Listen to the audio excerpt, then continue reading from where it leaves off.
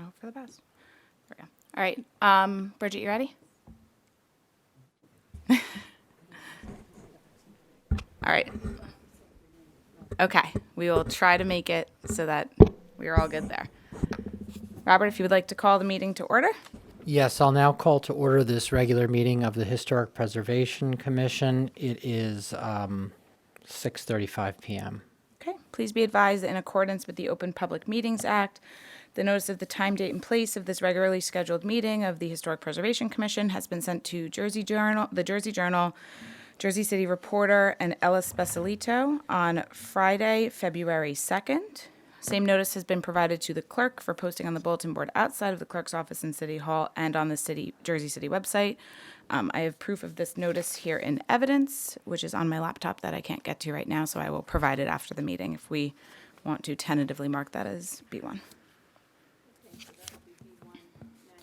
Okay. All right. Thank you. We'll move to a roll call attendance. Commissioner Blazak, Present. Commissioner Sakong, Commissioner Lewis, Present. Present. Commissioner Sandkamp, Here. Commissioner Cronin, Here. Commissioner Gunther, Here. Commissioner Amatuzzo, Present. Vice Chair Gucciardo, and Chairman Gordon. Present. All right, there are 9 members of the commission in attendance tonight. 5 affirmative votes are needed for the approval of a certificate of appropriateness. Next item, we have 2 sets of minutes to approve. We have the minutes from the December 11th meeting. Any comments, questions, corrections? Okay. Staff recommends a motion to approve. Motion. Second. Okay, I'll do a roll call vote. Commissioner Sakong, Aye. Commissioner Lewis, Aye. Commissioner Sandkamp, Aye. Commissioner Cronin, Aye. Commissioner Gunther, Abstain. Commissioner Amatuzzo, Commissioner Blazak, Aye. Vice Chair Gucciardo, and Chairman Gordon. Aye. Right, there are 7 votes in favor, no votes against, 2 abstentions. The minutes from December 11th, 2023 are approved. And next are January 8th. Questions, comments, corrections? If not, staff recommends a motion to approve. Make a motion to approve. Second. Okay, another roll call vote. Commissioner Lewis, Abstain. Commissioner Sandkamp, Aye. Commissioner Cronin, Aye. Commissioner Gunther, Aye. Commissioner Amatuzzo, Aye. Commissioner Blazak, Aye. Commissioner Sakong. Aye. Is that everyone? Yes, okay, I'm sorry. All right, Vice Chair Gucciardo, abstain, and Chairman Gordon. Aye. Right, there are 7 votes in favor, none against, and 2 abstentions. The minutes from January 8th are approved. Correspondence, all correspondence is available through the links on tonight's agenda. There are copies of application materials up at the front here. And that should cover everything for our applications tonight. For announcements, case 11A 205 12th Street has carried to an unspecified meeting date, so we will not be hearing that this evening. And that brings us to open public comment. If there are any members of the public in attendance tonight who would like to speak regarding matters of historic preservation that are not on tonight's agenda, please approach the dais. Staff sees no members of the public present and recommends a motion to open and close public comment. Motion. Second. All in favor? Aye. Aye. Okay, we have no old business on tonight's agenda, which just brings us to new business. All right, so I am simultaneously calling both new cases this evening, which are cases H23-0183 and H23-0184. In each case, the applicant is Jennifer Bogdansky, Esquire, on behalf of Temple Beth El, owner. The address is 2419 John F. Kennedy Boulevard. The case ending in 83 is for a certificate of appropriateness for the installation of metal canopies on the north and south sides of the building at the ground floor of Temple Beth El, a key contributing altered 2-story, 5-bay Byzantine Revival-style temple constructed in 1925. And the application ending in 84 is for a certificate of appropriateness for the installation of a 6-foot-tall areaway fencing on the north and south sides of the building at the ground floor of Temple Beth El.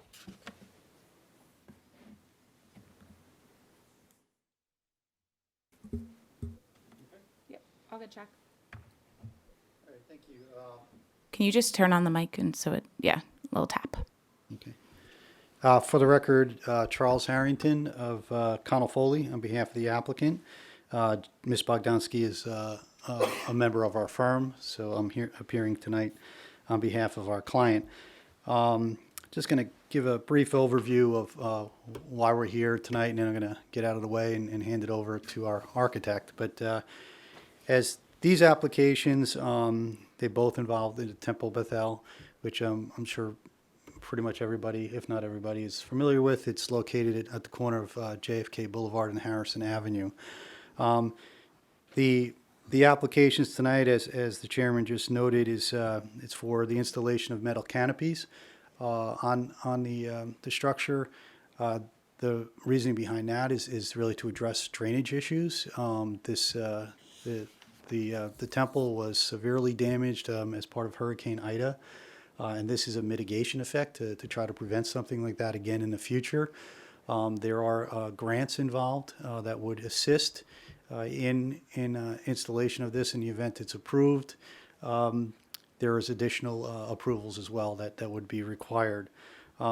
Similarly, the installation for the fencing around that's not an IDA related issue, but it's a security issue, and there's a separate grant that is involved there as well. So we're presenting them together in one presentation, but they're separate applications on purpose because there would be separate issues, for this commission reviewing them.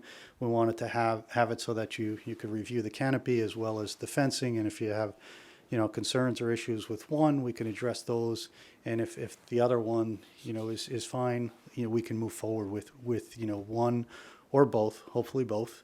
But that is the reason that we have separated them. And as you saw in Maggie's report, there was a number of applications for certificates of no effect that were submitted to Maggie and approved prior to tonight. So there's a lot of work, a lot of damage as a result of that hurricane, and they've been working out a long time to try to get things in order. So what we're presenting tonight, as I said, is things that really are important to the temple for a number of reasons.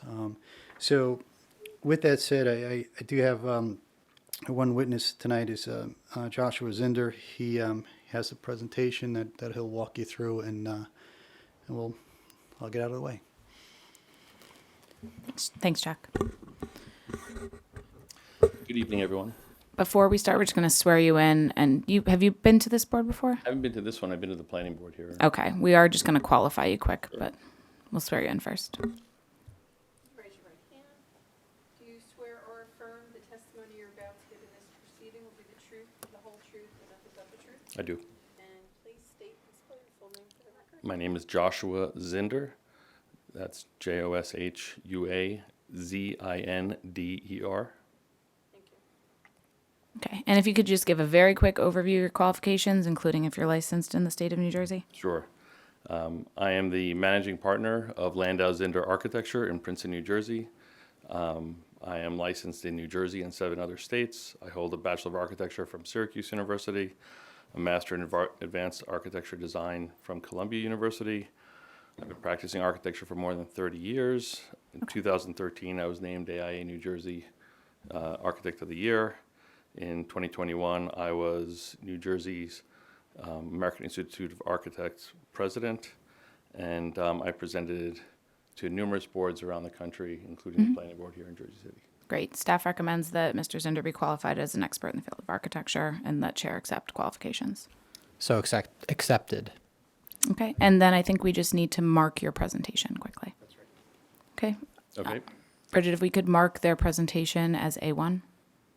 We can just title it board presentation.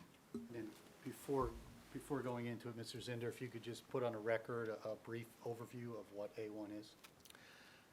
Okay. Not actually, it's an email, a PowerPoint, It's a slide deck. It's a PDF, yeah. We can. and just describe it for the It's a PDF. record. And evidence. Yeah, PDF presentation that covers some general information about the property, that covers specific information about the canopy proposal, specific information about the fencing proposal, and then a combination of both of them together. And Mr. Zinder, this is a supplement to what has already been submitted to the board and contains some information that's already part of that. Is that correct? Correct. It's additional information and some additional images for clarity. Thank you. And there are hard copies if anybody wants of this, and also the heritage report, which we brought here.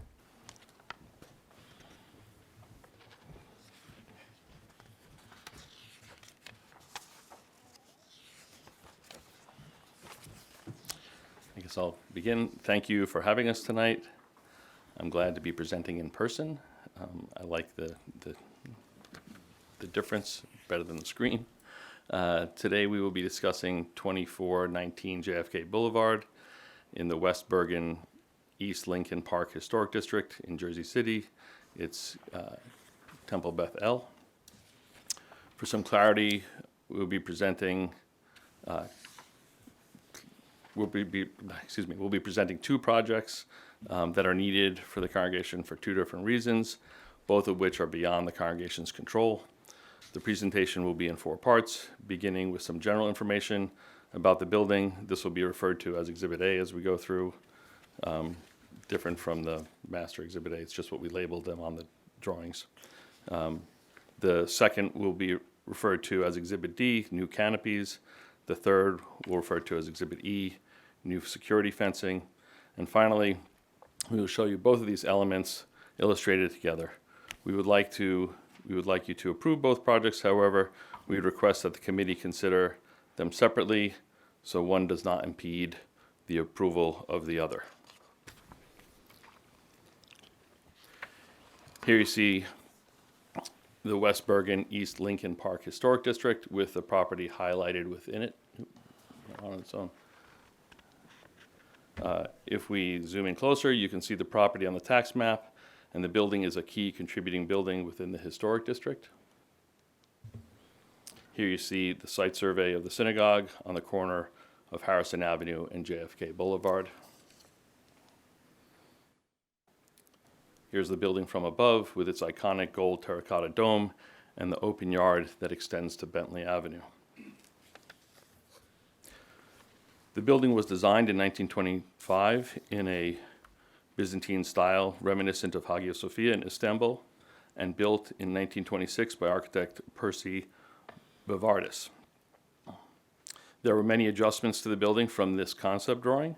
The side structure on the right was never built, and the 3 windows on Harrison Avenue became a 5-window system. But the terracotta dome and entryway did carry through into the finished building.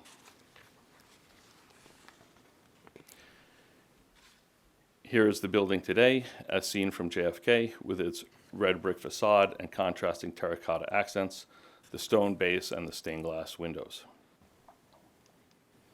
In order to help you understand the work being proposed today, we will be using this reference diagram and another of the building. And this is the view from the Harrison Avenue side of the building.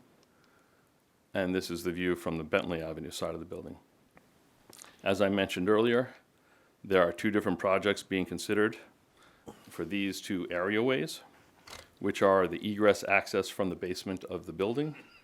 This is Exhibit D, and we will discuss the canopies now. During Superstorm Ida, September 1st through the 3rd in 2021, Beth El suffered extreme damage, and FEMA is helping to rebuild the building from that damage. The loss of their basement space dramatically limits the space for the congregation to have classes and special events. Part of the work which FEMA is looking for is mitigation, to ensure that if another similar storm comes through, the building will not suffer the same damage. And we've put together extensive mitigation plans. We're working through that right now, but this canopy is a critical component in that. The first canopy faces out onto Harrison Avenue, as shown here. And the second one faces out toward the lawn and yard towards Bentley Avenue. Here you see the canopies in plan. The plan on the right is the plan of the basement that was damaged in the flood. The first floor plan on the left with the canopies highlighted in blue. These two areaways effectively act as bathtubs currently when there's rain that comes through. As part of this, we will be augmenting the drainage, putting a new drainage in the areaways and outside of the areaways. And these canopies augment that and support the mitigation. Here are the full building elevations with the canopies shaded in blue. We place canopies on the facade in the gap above the base element and below the first floor windows.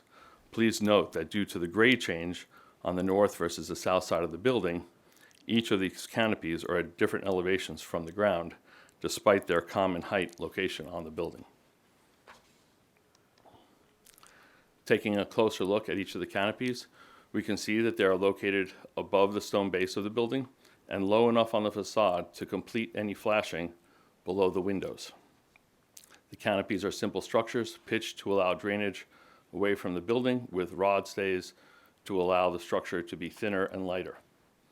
You can also see the difference in relative grade on the north and south sides of the building with the level of the lower level windows that are exposed. The intent of the canopies is we plan to paint them black with metal diamond shingles on top, being a lighter gray color, which I'll show you as we go. And actually I have, I'm not sure you want to. So that would be a black and the zinc color would be the roof.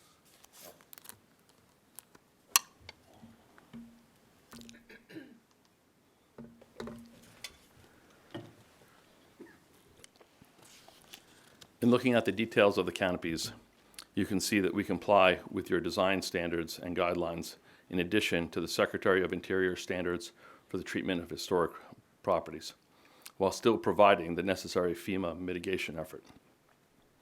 The anchor points are bolts into mortar joints, which could be removed with little to no impact on the historic structure. The structure is modern, the canopies are modern in form, with the exposed beams and purlins and the diamond pattern metal shingles. There are also concealed lights that are integrated into the structure as well that illuminate the areaways below. This was on the original submission on page A62, drawing 3, and you can also see those lights here on detail number 3. We have brought some of the metal samples, which you're passing around, which are color references. They're not the actual manufacturer materials. When we get those, we will forward them on. The black for the structure and the lighter zinc colors are for the roofing. Please note that there are redundant mitigation efforts being done in addition to these canopies. The project will have new drainage in the areaway and additional site drainage. These canopies are to divert the water from the areaway into those other drainage efforts. The water is collected in gutters and then down leaders, and then that ties into the drainage system. This is not the only effort that's being made. The canopies are not the only effort being made for mitigation. There are extensive. Now we have a series of images illustrating the canopy on the facade. This is the existing condition looking at Harrison. And here you see with the canopy on Harrison. If we go a little bit closer, the existing condition. And with the canopy, it is important to note that these areaways act as bathtubs, and despite the new despite the new drainage, we are adding them because it is best practice to divert the water away from the areaways to ensure proper mitigation. Now we have the existing view on the north side of the building and with the canopy.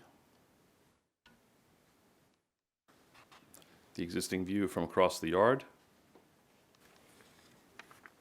and with the canopy. Here's the existing north areaway up close. And with the addition of the canopy. Again, these are necessary to divert the water. The canopies are at a shallow angle to allow for the pitch, so you can't exactly see the diamond metal roofing that we're putting on here. So the inset shows that what that material is.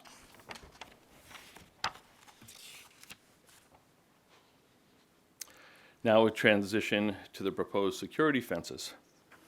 The congregation has received a Homeland Security grant for these fences. Regretfully, the world we live in today, concealed locations around places of worship afford opportunities for people with malicious intent. In addition, the congregation has been struggling with individuals using the areaways and stairs as restrooms, locations to do drugs, and other unsavory activities. We will now walk through Exhibit E for the proposed security fences. Here's the diagram. You'll see the extent of the fence along Harrison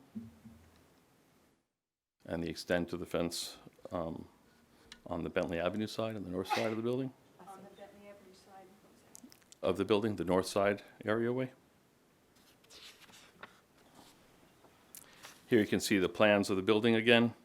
The red dotted line indicates the location of the fence on the first floor plan. And I hope that's coming through. It's the left floor plan. There's a dotted line that runs through there.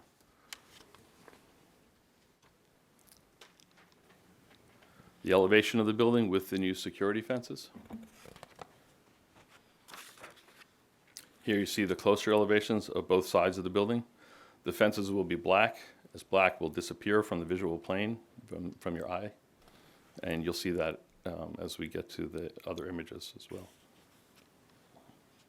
The fence we are planning on using is a black aluminum picket fence with pinched pickets and flat caps on the posts. As the areaways and stairs are required for egress, we will have panic bars on the fences, on the gates, I should say. This will necessitate an application of a 3/4 inch black mesh on the inside of the fencing around the gates, which will prevent people from reaching around to activate the panic devices.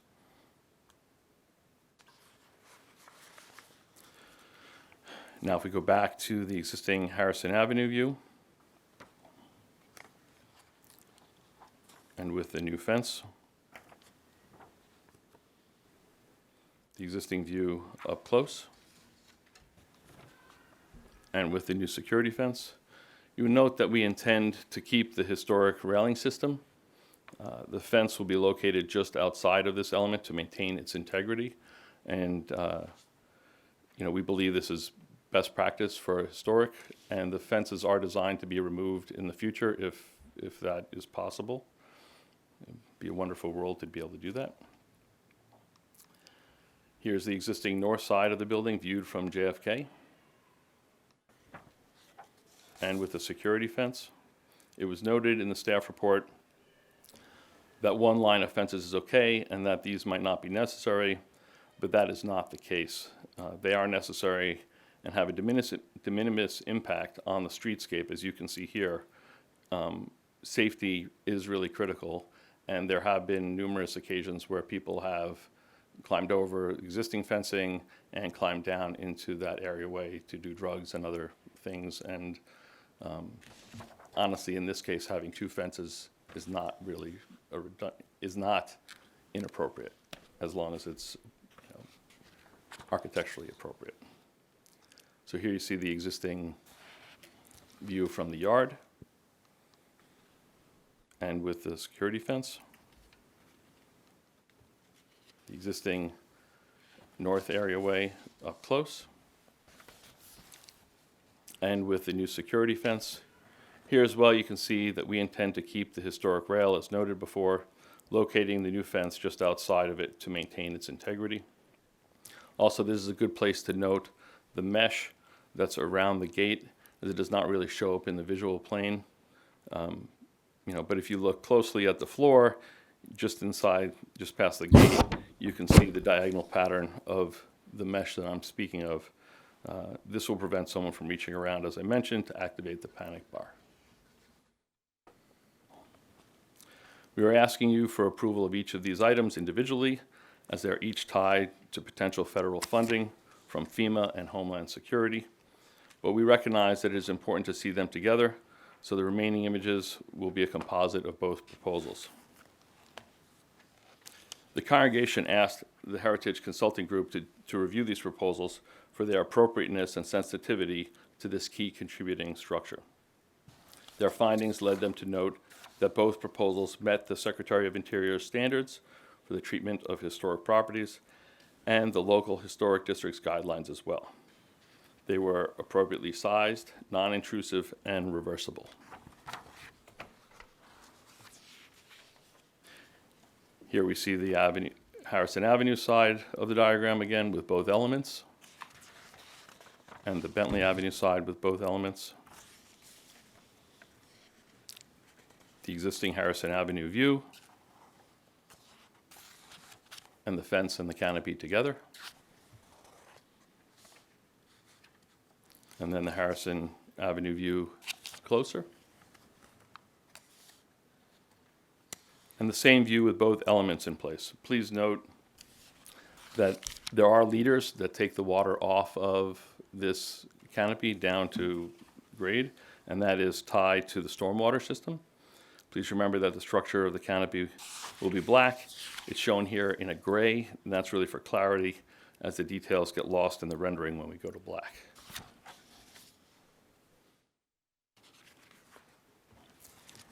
Here's the other view of the north side of the building as it exists now, and with both elements in place. The existing view from across the yard, and with both elements in place. Here's the existing north side of the building again, areaway, and with both elements in place. And you can please note that in the back right-hand corner, there is actually a leader that goes down next to that window that ties it into the stormwater system.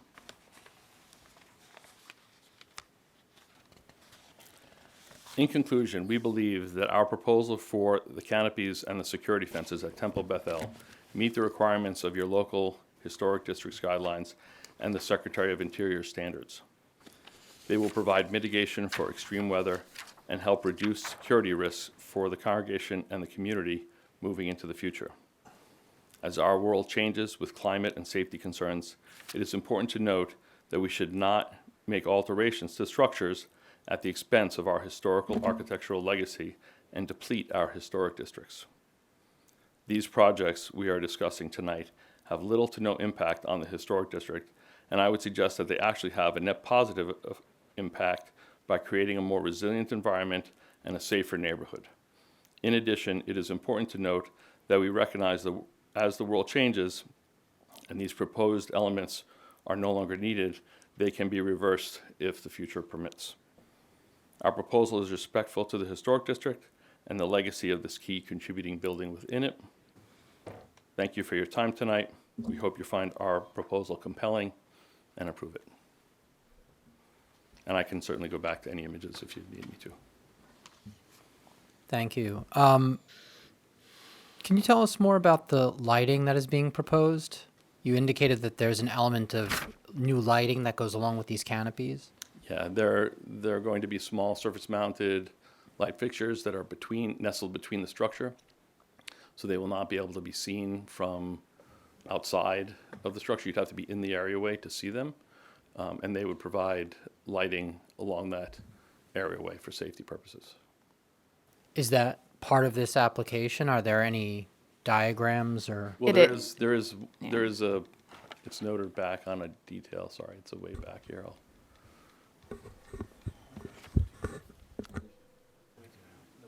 It's elevation number 3, yeah. Well, it's a section number 3. Oh, there it is. So in the right-hand corner, it's in the middle, it's a small surface-mounted adjustable light. Okay. And the exact light fixture we will provide as part of the submission. Part of the challenge here is that the way the funding is set up, the congregation can't get the funding unless they have approval from this commission. And so they're hesitant to have engineers do engineering drawings and do certain work without that. So we can certainly supply that light fixture to staff in support of the application. And the existing lighting just above the canopy, so I'm looking at the moment at the northeast view. Those existing light fixtures are just above the canopy. So would those remain So- as they are now, or would you be relocating them? Yeah, so there are 3 light fixtures there, and there's 1 camera. There will need to be a camera. I suspect one of those light fixtures, which currently lights the areaway, will be relocated. The other lights are intended to light the yard, so that there aren't concealed areas. And I suspect they will remain, but we can document that and further clarify. Thank you. And then another question on the canopies. You mentioned that this would be one of various mitigation efforts you're undertaking. That you mentioned it was extensive. So could you sort of quantify for us how important is the installation of these canopies in your overall mitigation efforts? Where does it factor in? So we originally presented to FEMA that we were going to put drainage in the bottom of the areaway. We were going to enlarge the drains, and I believe that I'm not 100% on this, but I believe we were putting 2 drains down there, a trench drain and a smaller drain. And then they were putting additional drainage out in the yard, and that was all being redirected away from the building. And we presented that to FEMA, and they told us that this is great, but we really would love for you to put a canopy or a cover over the top of this to redirect it away from the areaway, as these are just collectors for the water. And even the water coming down to it, we would like to redirect it. Hence the canopy, and we spent a considerable time doing a number of different designs. We spoke to staff here in Jersey City and showed a couple of different variations of designs. And we also spoke to some people at SHPO and showed them a couple of variations of designs for this. Some of them were more, I would say, historic looking in character, and numerous people advised us against that path. We looked at possibly putting glass on top of this so it could disappear. Financially, that was not going to be in their budget. FEMA wouldn't cover that. And so this is where we ended up. We tried to do the structure as simple as possible, and even the metal roofing we tried to do as simple as possible. In the end, we ended up with this selection of the diamond pattern shingles for 2 reasons. One, for cost, and the other, because most of the other systems required a thicker assembly, and we didn't really have a lot of space in the gap that we were looking at. To be frank, my question is really, are these canopies necessary to safeguard the property from future potential water damage, or is this more just, pursuing the best practice? I think it's beyond pursuing the best practice. I believe FEMA will not want to, I'm not sure what it's called because it's beyond insurance, but insure the property, and they feel this is a necessary mitigation effort toward the work that's being done. And we're doing renovation work in the basement. We're replacing structural elements that were damaged in the storm.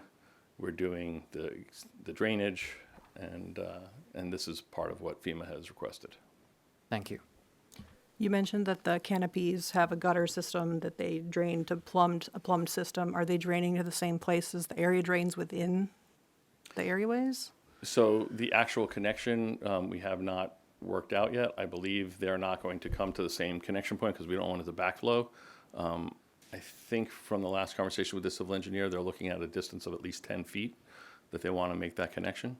But it's going to go underground directly underneath that corner But ultimately, they're draining to the same place. into the same drainage system. The yes. yard maybe also, or no? Say it again? There's also, you said there's yard drainage. Is that also, it's all draining eventually to the same place? Or is it not? I believe so, but I'm not 100%. Richard, do you know? I'm wondering if the canopies are draining to the same place as any other drain that would be put as part of your efforts. It sounds We like would have to maybe. verify that with the civil engineer. I honestly don't know that right now. And I couldn't really see, I think I seen the photo that you have up now. At the far end, there is a vertical line, but I don't know if that's something holding up the, It's right there. is that the drain? That's the leader coming off So of. there will, be I'm sorry, 1 liter, and on the other side, the south side of the building, is 1 liter coming off? Yes. I had a question about the fencing. And in your presentation, you discussed the need to, like, security reasons and people, using those areas to do drugs and other illegal activities. Can you give us a sense of how often this happens? How many times you've had to deal with these kind of incidents over the years? Tom, do you want to talk to that? He can, we just have to swear him in. Okay, Tom is the immediate past president of the congregation. Okay. Come on up. Just state and spell your name for the record for Bridget, or have Bridget swear you. My name is Thomas Rosensweet, RosenSweet. Do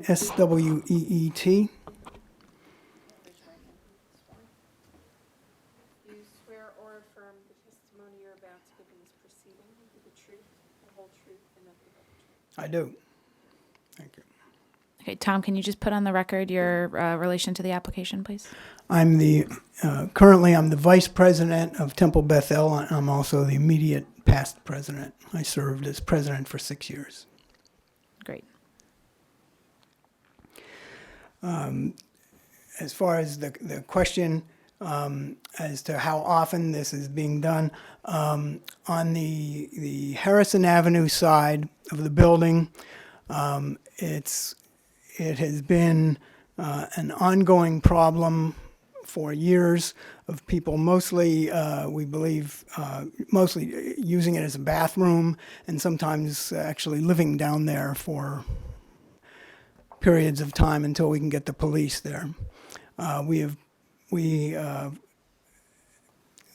gate is, there is a gate at the top, it's locked, but you can get over it.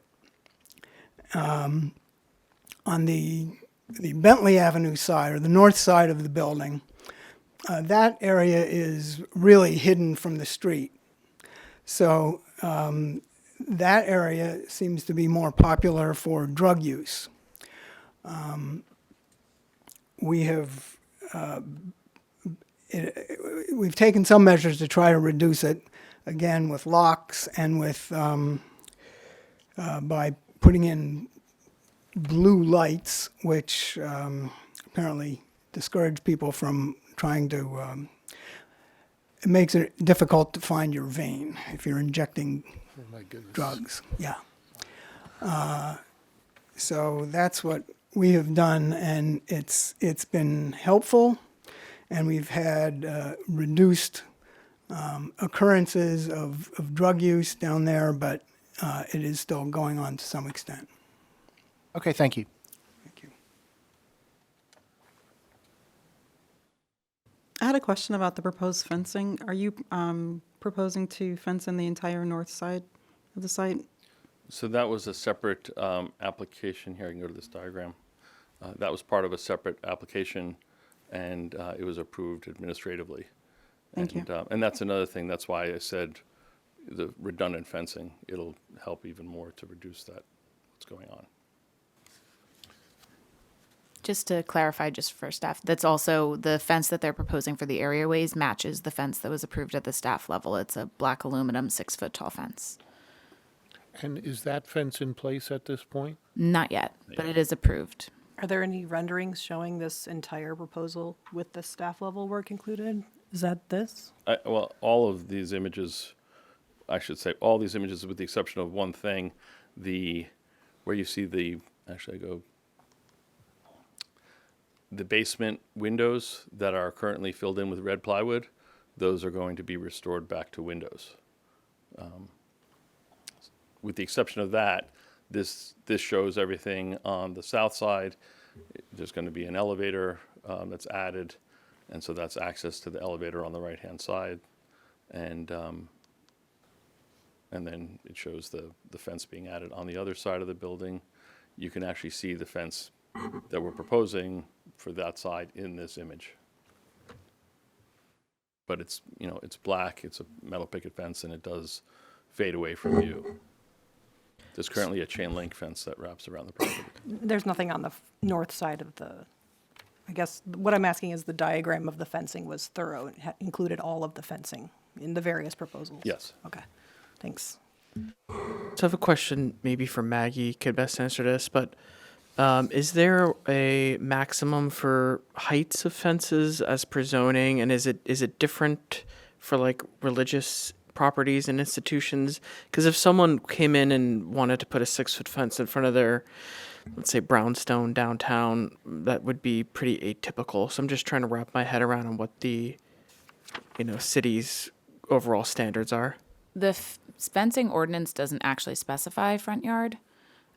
You're correct that if someone wanted to put a 6-foot tall fence in front of their brownstone, it would be atypical, and it would be something that would be sent to the commission, mostly because that wouldn't match the historic record, and that's what triggers the commission review. But there is no difference for religious properties for fencing. The maximum height is 6 feet, with an exception for grade. So if you want to keep your fence at a consistent grade height, and it's 6 feet in one section, but the grade goes down, it can technically go up to 10 feet to account for that grade change. Just if I could add, Chuck, can you just make sure you speak into the mic? It's okay. yeah, I don't have the specific section, but it is, the fence regulation section too, and I can represent that. That was a specific issue that we reviewed with staff beforehand. Initially, I think it was with Mr. Reedon, and then subsequently with Maggie. So it was, we confirmed that that's a permitted height. Okay. 345-67 is the Okay. census. And I had one follow-up question about the canopy, and I guess my question is, how is this being, say, quantified? Is there some sort of calculation that's saying we're going to install these and we're going to keep so much water out of those sunken areaways, or, and I guess it goes to my question is, how effective is this really going to be? And is this really going to solve whatever issues it has? And is it mainly from both rain coming down because the facades are however many feet high and there's no drain below the parapet, and so the water is coming all the way down the facade, rushing down, and this canopy is going to both collect all that water coming down the facade, I'm assuming? Yes, that's the intent, to collect anything that hits the canopy and anything that comes off of the facade. And then there's also, during Ida, there was significant water sheeting that came from the north, is my understanding, and so the additional drainage will capture that water before it gets to the building. And so have you thought, has something like a smaller leader that would be maybe in the same, doesn't extend quite as far out, maybe that doesn't extend as far out from the facade, has that something like that been explored? We did actually talk about putting a gutter across the facade instead of the canopy, and we presented it to FEMA, and they laughed at us. They thought that there was no point in spending the money for that because it's not going to be effective capturing the water. And their recommendation was to design a canopy that would be approved. Right, but FEMA doesn't have the issue of historic preservation to have to deal Oh, with, right? So from their absolutely. point of view, you could build a bubble around the whole thing, and that would be ideal for them, but not so good for us, so. No, absolutely, and I didn't mean to Oh, short not at that. all. We're Not, clearly I'm just here making for- the point that the problem we're having is FEMA then determining whether or not you get this grant based on what you provide them with as mitigation? So my understanding is that components of the grant, they will still give us, but they won't, the mitigation efforts, the grant is broken down into 3 parts. One is the restoration of the basement area, one is codes and standards, and one is mitigation. And I don't know that they've actually said that they wouldn't give the money if we didn't do the full mitigation effort. I'm just But curious I don't- under what pressure you are from them to do exactly what they want, so. Yeah, they haven't made that clear, so I can't talk to it. Understood. So why would the gutter option not be effective? Is the benefit of catching the water cascading down the facade a secondary benefit then? From that conversation, yes, they felt that there was less water that was coming off of the facade at that point than would be coming down into it. They do I guess the calculation is for horizontal area, and that's what they're trying to prevent the water from getting into the areaway. I have a question for you. These canopies appear to be about 50 feet long, 40, 50 feet in length. And how far do they stick out? 5 feet? 4 feet? 5 feet from the building? More than that. 6 feet? I'm just concerned that how 1 liter pipe is going to take rain from a surface area this large if we were having torrential downpours and water was hitting the north facade and pouring onto the roof. How does a 4 or 5 inch leader, how is it going to be able to handle that much volume of water? Right, so we have. I'm really curious. That's the exact same question we talked to our civil engineer about, and they told us the size of the leader that we would need for the amount of area that we had exposed. We will certainly be reviewing that with them moving forward. Right now, they told us that a 4-inch leader was adequate. We might look to doing a 6-inch one, I suppose it's possible. But the stormwater data we're being given from our civil engineer, and they're providing us that backup information. And I guess it's, if I understand correctly, with the pitch, the way the water comes into the gutter and in the drain, it's very much like a train. So the water that's closest to the leader is going to flow into the leader and the gutter first, and the water that's at the end is going to come in later, and so it accumulates as it goes down. And this is the size that we've been given, but we will certainly be revisiting that to ensure that it performs properly. And it will also be reviewed by the local municipality, and it will be reviewed by FEMA as well. Yeah. In addition to our civil engineer. Doesn't make our decision easier, I have to say. The other question I have is, if you are putting a 6-foot fence around what appears to be the entire north lot on Bentley Avenue, are there any openings in that fence? Because on the diagram, it looks like it doesn't completely secure the property, that there's still an opening on Bentley Avenue. Am I seeing that correctly? Sorry, my monitor in front of me does not work, so I'm going through your Okay. packet. Yeah. I believe that meets up with another existing fence that's on the property. Yeah, there's another existing fence at that location. Okay, so the entire property would be secured by this exterior perimeter fence? Yes. Okay. With that said, I do have a problem with the additional 6-foot fence that will be hiding the historic fence that goes down the stairwell where the canopy will be. I think 1 6-foot fence that secures the parameter is sufficient. I don't see the need for another 6-foot fence at this entrance to the stairwell here. And I really don't like the way it looks with 2 fences. I mean, it just looks crazy. I don't see it to be acceptable looking at all.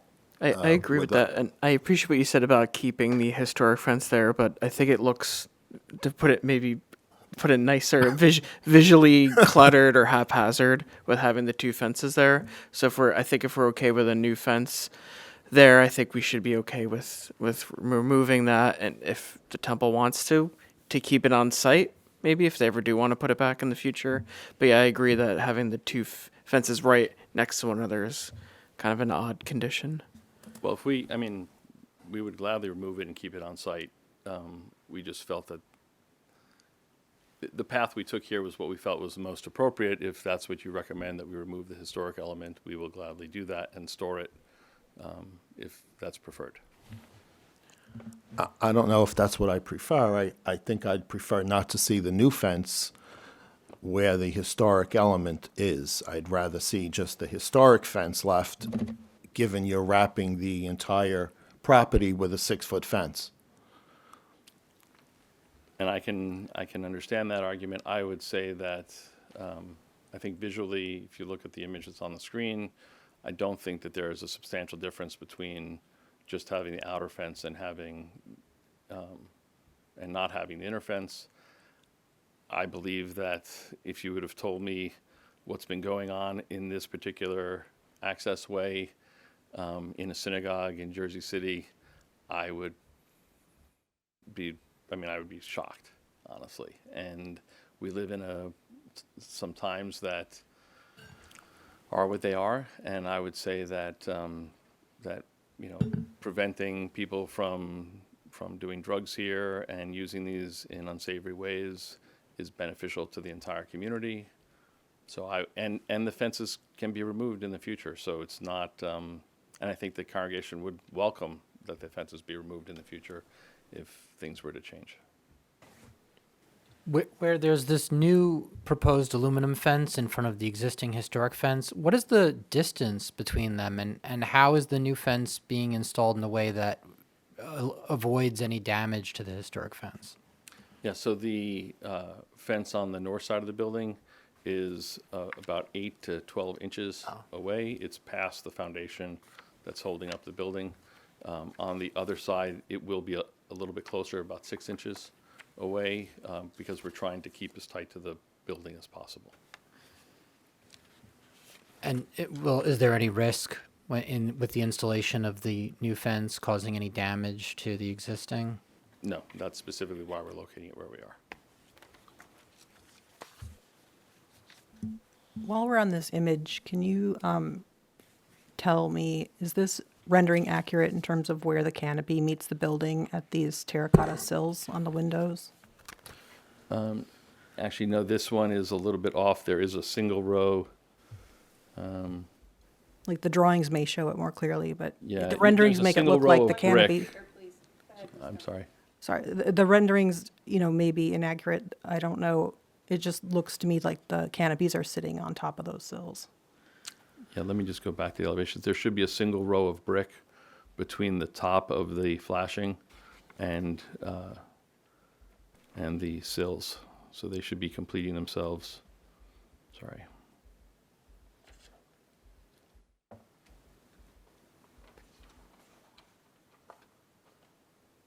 You can see here that there's a single row of brick between the flashing and the bottom of the sill. So there's a row of brick that's exposed underneath the sill.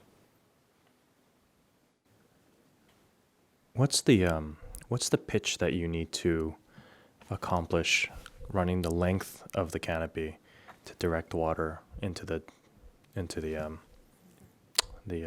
downspout? Well, potentially we would have to switch to a different type of roofing material, but we could go 1/4 inch per foot, and that would achieve the same thing.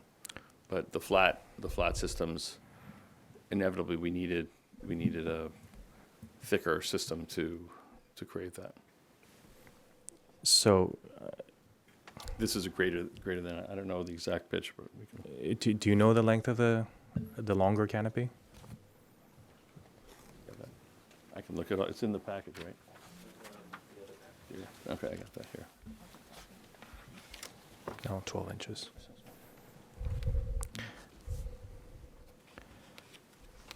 That's the fence. There it is.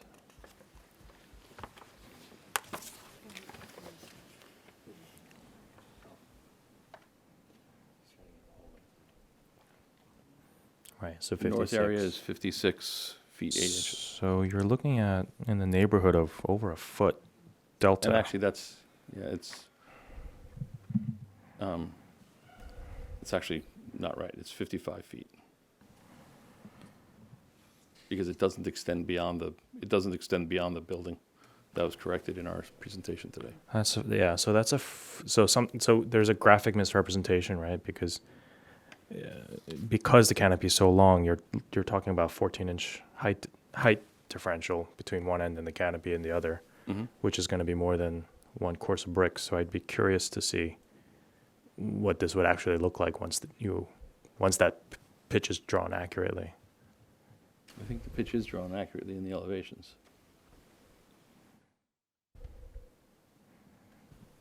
As far as I'm aware, the pitch is drawn accurately in the elevations. The only thing that was not accurate in these elevations, and it didn't get picked up, was that the canopy does not extend past. I understand that. corner of the If building. you're, maybe I'm misunderstanding. If you're carrying 55 feet of length of canopy and has to pitch a 1/4 inch over a foot, Well, that's a minimum. That's not what, I mean, I'm not sure what this pitch is. We can, hold on.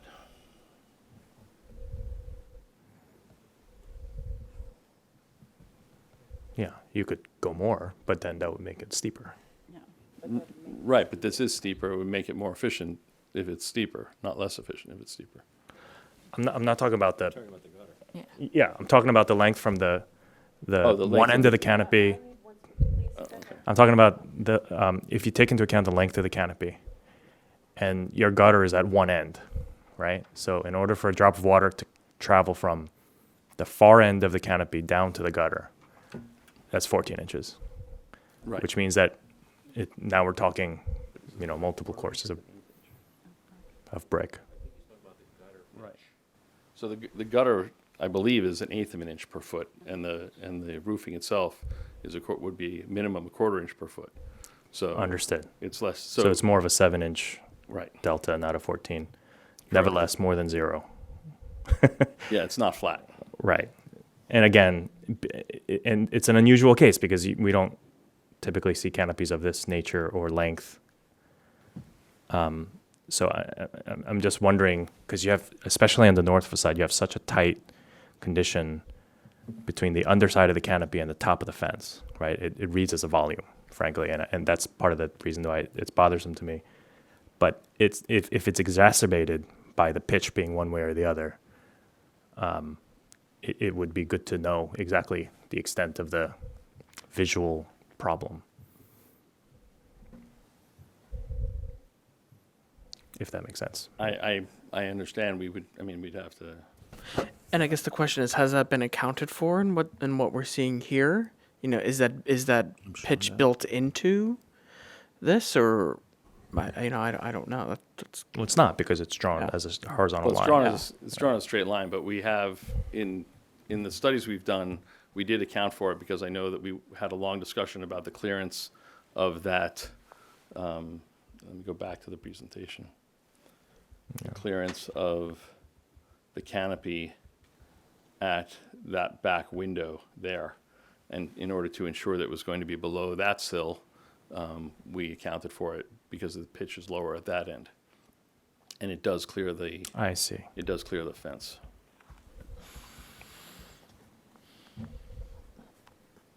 Sorry, I'm just going to the combined view.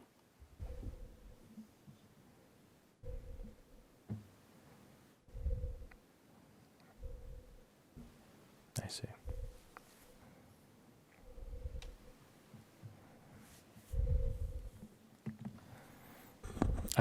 I'll just note, to me that there's the canopy portion. I think it's the right thing that the canopy is separated out from the application of the fence, and to me the canopy is a slightly different conversation because it's essentially protecting the historic asset, right? The work that the canopy is doing is essentially preventing future water damage that I don't think any of us want. I certainly don't. And so the task of like what's the right amount of volume to keep out of that areaway? Is the canopy performing the way you're essentially testifying that it will perform? That's sort of one thing.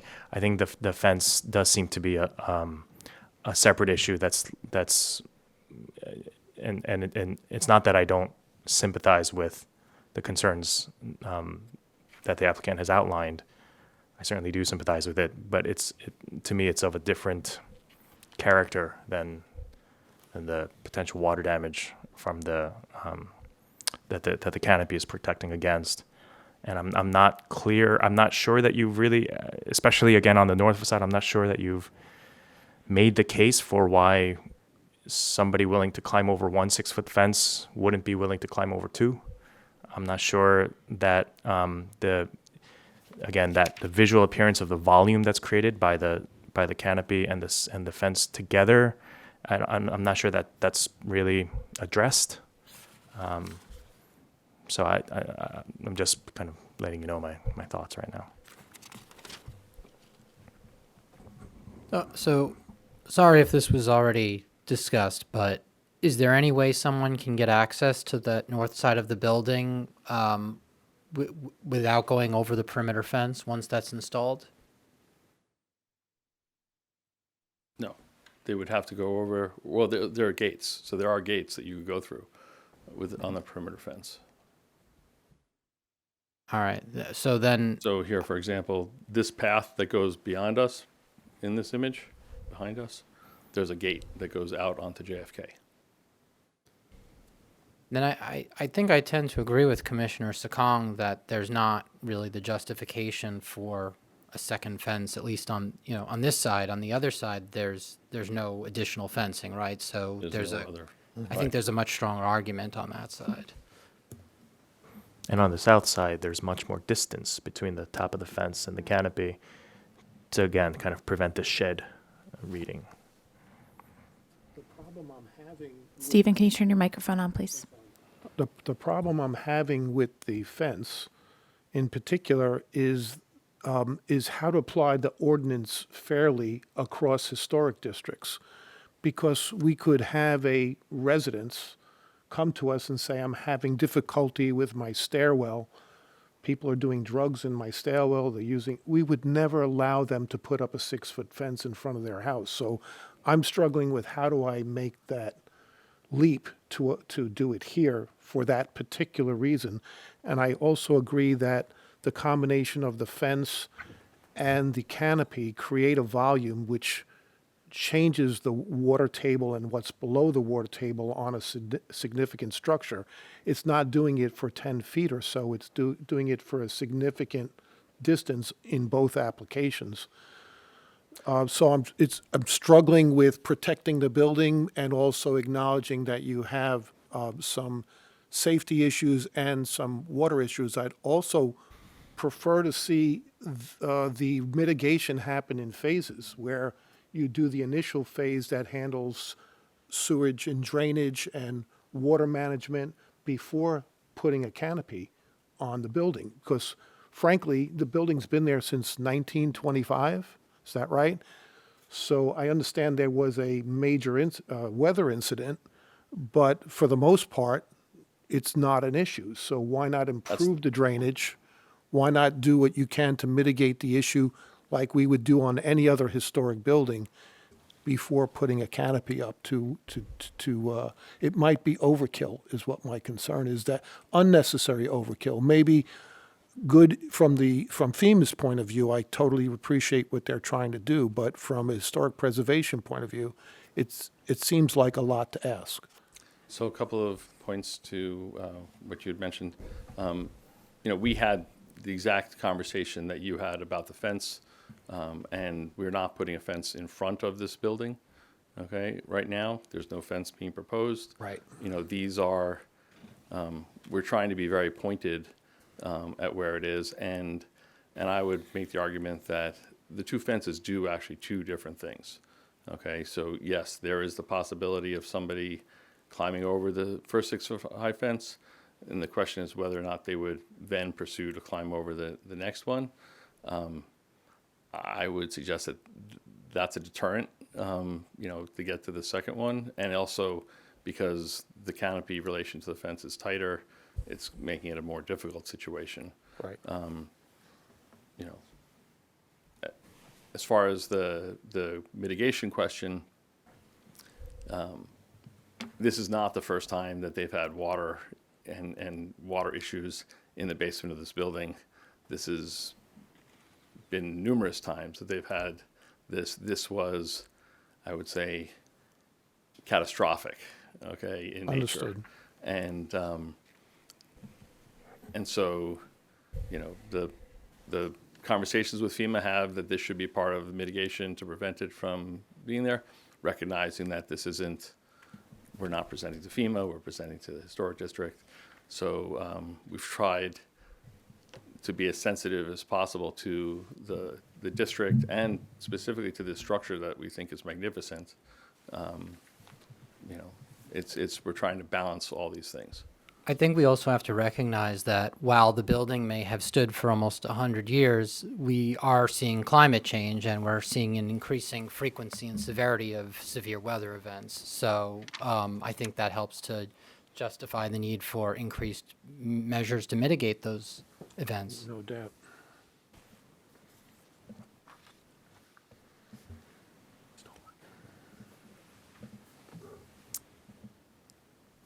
You guys have any additional questions, comments?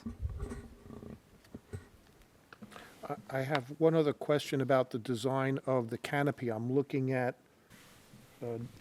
page 52. I understand that the canopy will be black, but it looks like, I guess for lack of a better term, the beams that come from the building out to the street, you're going to see that repetition of pattern of those beams on the facade of the canopy? The ends of the beams are going to be exposed. Right, yes. so that's kind of a significant design detail. I think it makes it more, in my opinion, I think it has a larger impact with those beams running out. It's a repeat pattern that affects the design of the look of the facade of the building.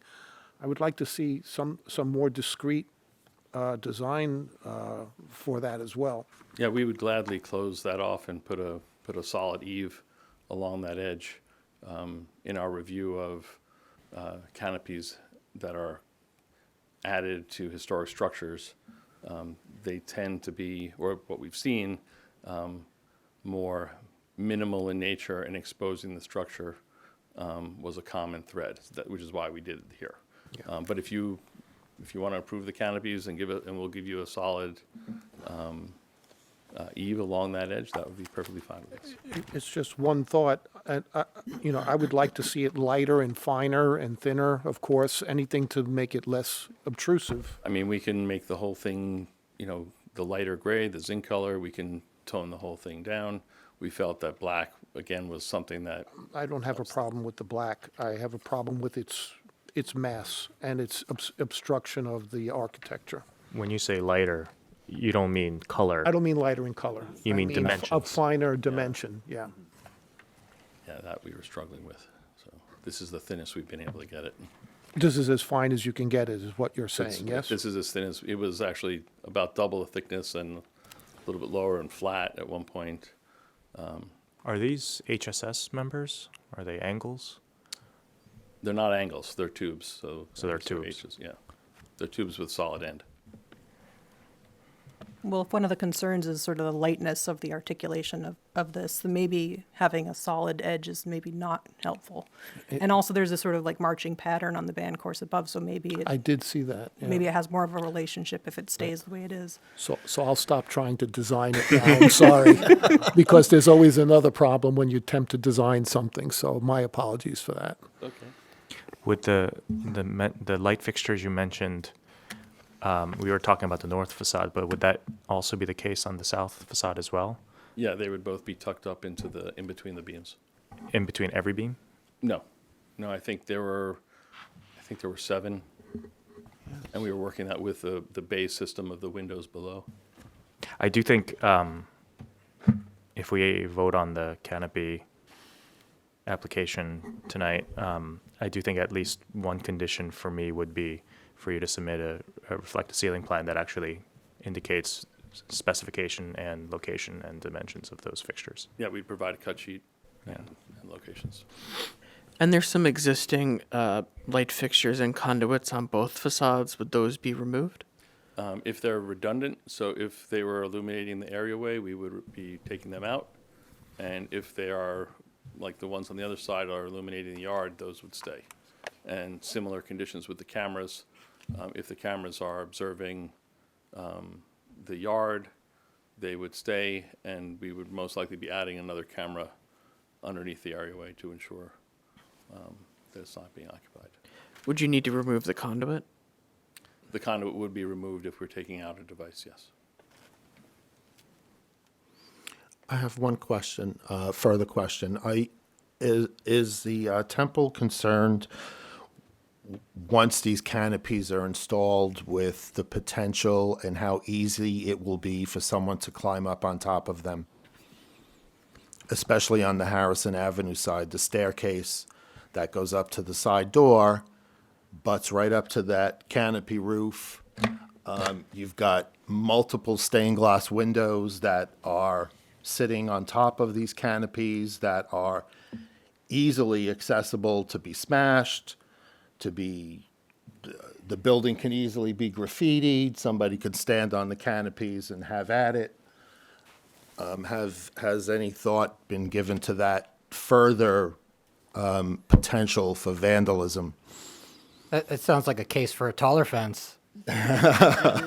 Well, I will say that as part of one of the other submissions, we did submit that we are putting polycarbonate, replacing existing plexiglass that are on the stained glass windows, and we're putting polycarbonate and blast film on the windows. So we believe we're addressing that in a different way. But it's like playground equipment, you know, you never know what, you don't know what you don't know. And actually, nobody's brought that up until you just did, so. Just because I see any place where there's a low-lying roof, you will see graffiti up above on the neighboring building. If there's a way to get up there to put their tag, it will be done. So just another observation I've made. We'll take that into consideration and think of how we can. I mean, so we're not yet at the staff comment portion, but my thoughts at this point are, so many of the applications we see are really at heart profit driven.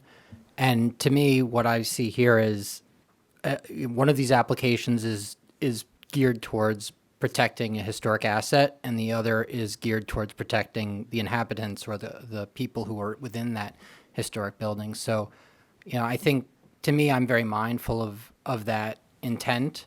And I think this was approached with great sensitivity towards protecting the historic asset.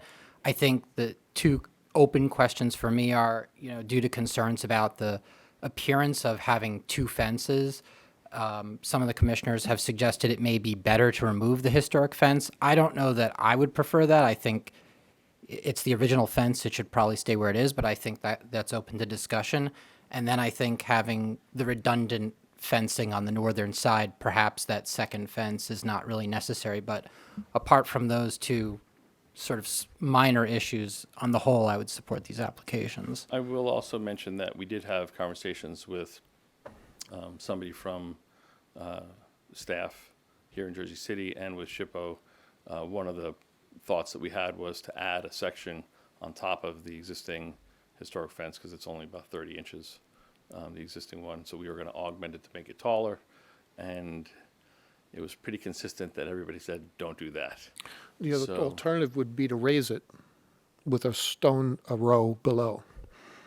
I suppose that's possible. The challenge there is we're trying to make fewer concealed areas, and we would just make it more concealed if we were to raise it.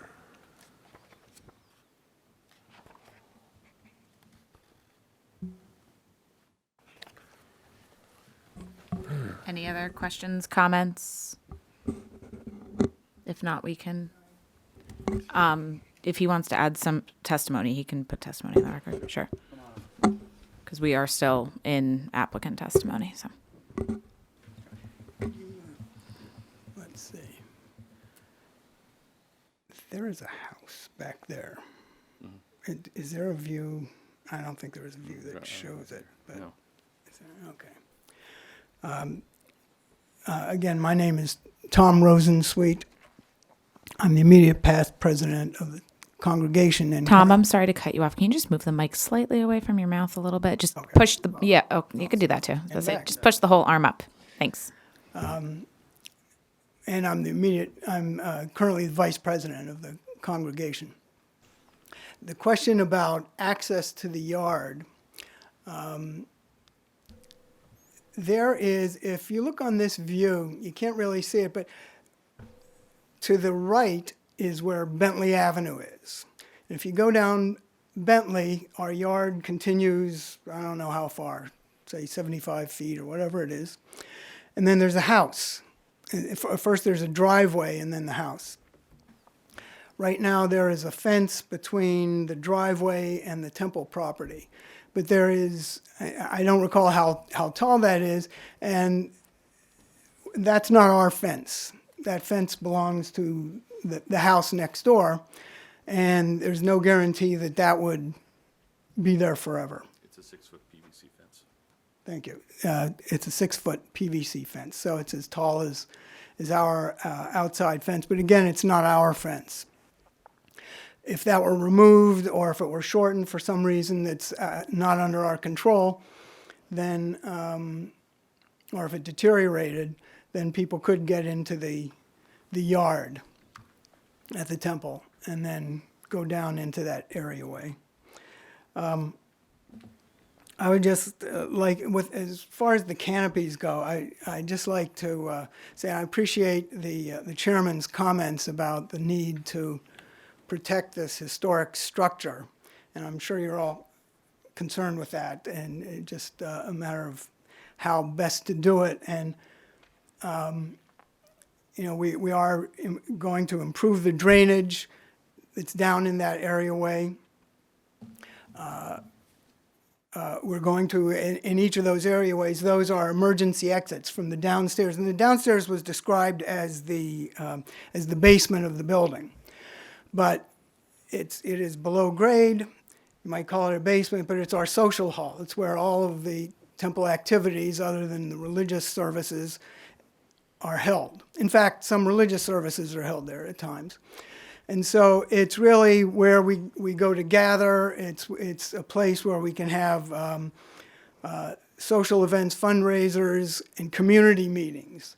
There have been numerous community meetings there in the past. Right now, well, you saw pictures of what it looks like now. It's totally been gutted. There isn't even a floor that you can walk around on safely. So as a board, we feel a fiduciary responsibility, not only to our congregation to preserve that space, but to FEMA, which is paying for the majority of the bill, and to the American taxpayers to ensure that it doesn't happen again. We really feel that we need to take every step possible to not just to protect that social hall from the last 100 years storms, but also from the next 100 years storms, which will undoubtedly be worse. So that's my main comment. The other comment I would like to make is that I feel that the canopy and fence on the north areaway. Sorry, I keep pointing toward you, Commissioner Gunther, but I'm pointing at the picture. That whole area is not really so visible from the street. This picture is taken from across the street, I suspect from an elevated angle. If you're walking down JFK Boulevard from Bentley toward the temple, walking south, it's off in the distance, and it's behind some trees, it's behind the fence, it's behind the bushes along the fence.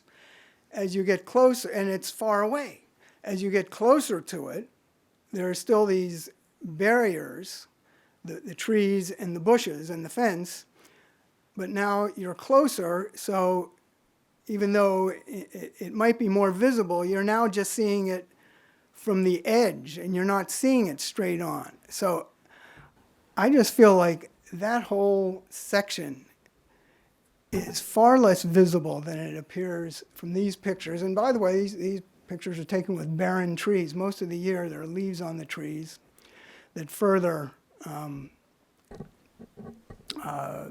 mask that whole area.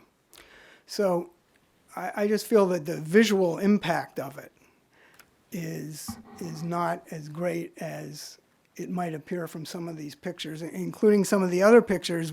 They're masked off where I noticed in some of these pictures, the area that's being focused on, like the canopy, is very clear, and the rest of the picture is sort of grayed out. And so your eyes go right to the canopy. It goes right to this visual structure that I would contend is far less visible than it may seem from some of these pictures. So I thank you. Thank you. Just to follow up, that was done intentionally. We did shade areas to, well, I think it's important, so we wanted to draw your attention to these issues. I'd also note that the PVC fence in question that Tom brought up is actually in the right side of this picture. In the back, you see a white element behind the fence. That fence extends all the way to the front of their property. So, thank you. So Mr. Rosensweet sort of made the case that because you have no control over this 6-foot PVC fence, it could come down and you have no control over it. That makes a stronger case for the new fence on that side of the facade. So Maggie, I'm just trying to understand you said the perimeter fence that isn't yet up but has been approved, that was approved under a certificate of no effect? Yes. And if the applicant wanted to build a fence around the whole perimeter on that side, like next to the adjacent to the PVC fence, could that conceivably be done under a cone as well? As long as it's within their property line, I'm happy to approve it under a cone. Okay. On or within their property line. So maybe that would be a more acceptable way of addressing the security concern. Yeah, I mean, I wouldn't necessarily say it's a common condition to see two fences directly abutting each other. In this case, I think it would be, it could be appropriate in the sense that the two fences are different styles and the aluminum fence would allow water, air, everything to pass through. So you wouldn't get a condition where there's two fences up against each other, negatively impacting holding moisture or anything like that. That would be my only concern with two fences up against each other, and I don't believe that would be an issue here. And that's also something that if the neighbor ever takes down that fence, that they could say, okay, we're going to put up our own fence too, and kind of complete it. Yeah. Okay. Do you guys have any other questions, comments? And actually, I appreciate the statement too, because I was actually wondering where the areaway goes down to, and the egress, emergency exits as well, and so that those, if someone is coming to an event that's down in the basement, they will use one of the two areaways to go enter that area instead of coming through the front entrance of the synagogue? Yes, so the building code says that 50% of the people who come to a space will leave through the way they came, and the other 50% would find other paths out of the building. So in theory, 25% of the people in this space, would go to each of these areaways. So it is an assembly space down there. So that gate, sorry, I'm just trying to find the image of that north facade. Actually, it would be true for both facades. This one? Right.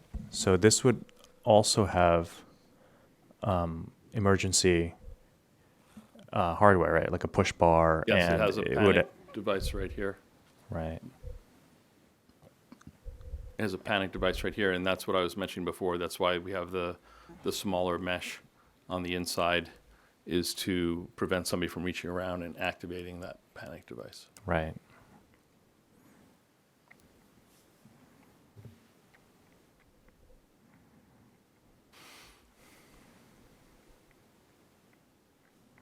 Anything else? Thank you.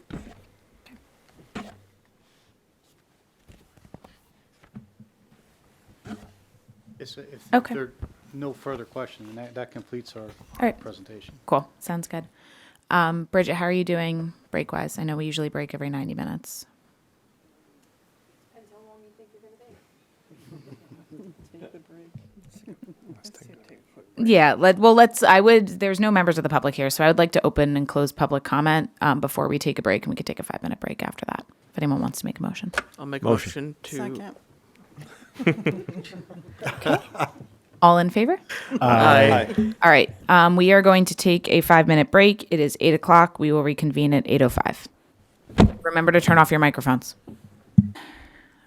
I am recording again if we want to call the meeting back to order. Yep, calling the meeting back to order at 8:07. Okay, and that we are on staff comments. Unfortunately, I cannot put the staff report on the screen, so there's a couple more copies here if you need to look at one. Maggie, before you go into staff comments, can you just confirm one thing? Are we 100% sure that the fence on site is in fact the original historic fence? There is no reason to believe that that is not the original historic fence. It does match from what I can tell in historic photos. Can't guarantee the green is the original color, Right. but stylistically, it is consistent with what would have been there. Thank Unless you. you guys have the answer to that. Just one point of clarification, the fence that's around the areaway and up these Oh, two yeah. stairs, those are original. The fence that's in the front of the property, the picket, is not. And that's in Heritage's historic report, they found that, because they have photographs of the front without that front picket. Thank you for that clarification. Yeah, I should have clarified that, yes.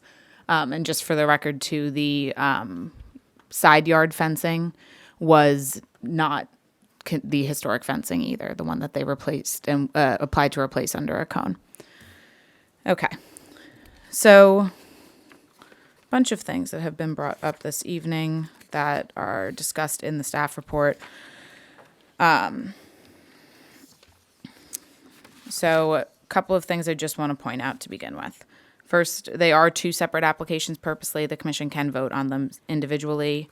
I would recommend that you vote on them individually.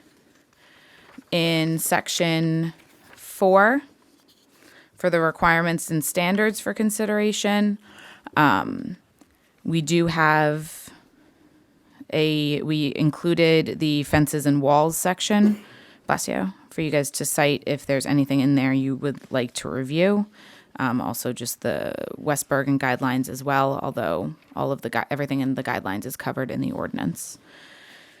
So for staff comments, I will begin staff comments by saying, as staff, we don't take an application like this lightly.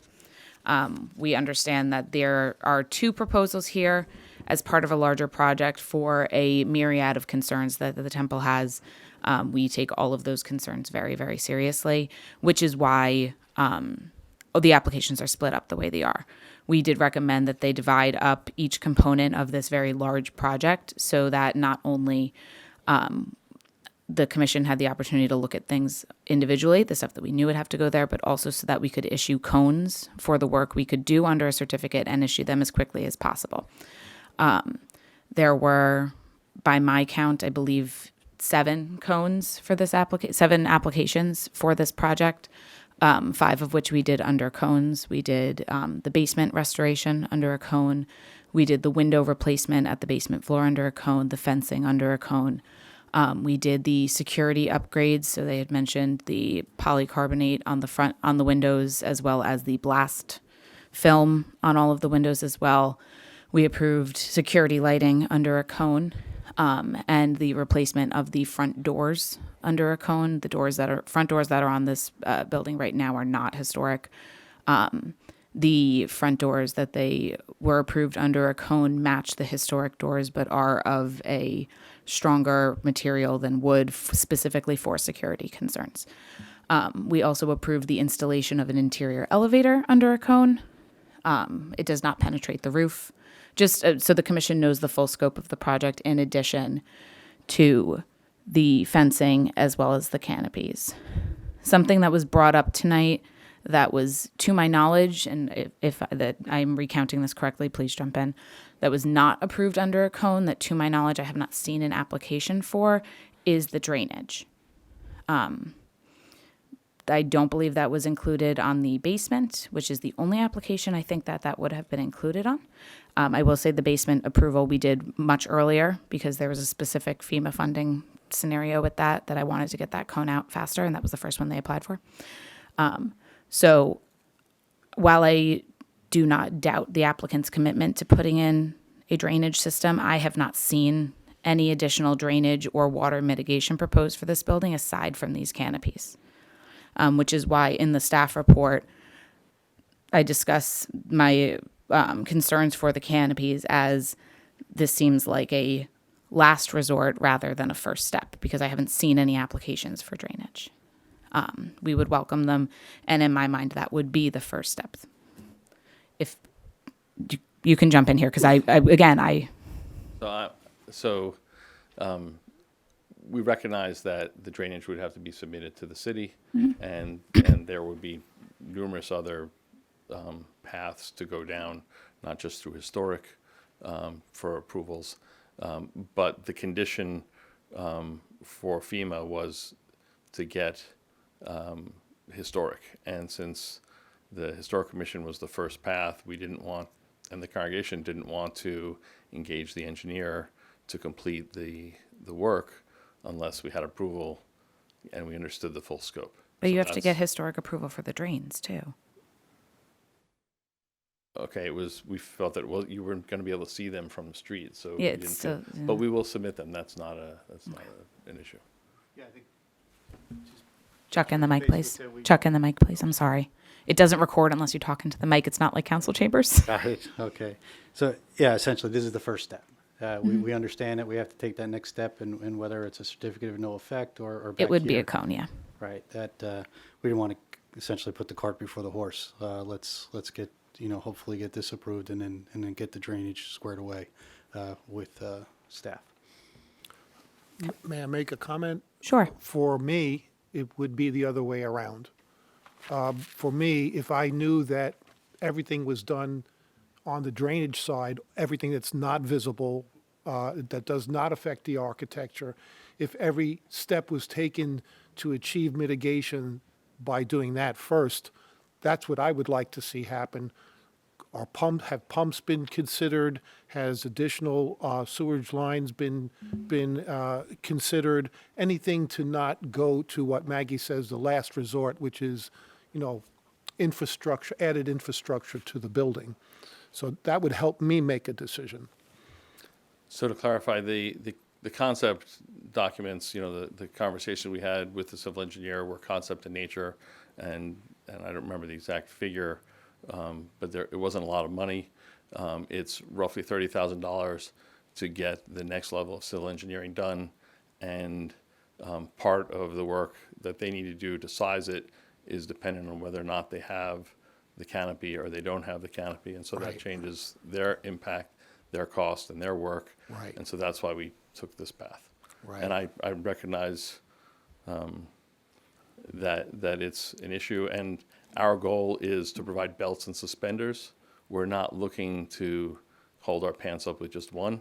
And so to that end, the canopy is providing, redirection of water, and the other elements are equally as important, the yard drainage and the drainage in the areaways.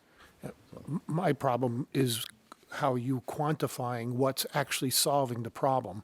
And so without the information about the engineering and what could be done without a canopy to solve your drainage problem, without knowing that, it makes it more difficult for us to then say, yeah, sure, put a canopy on the building, so forth.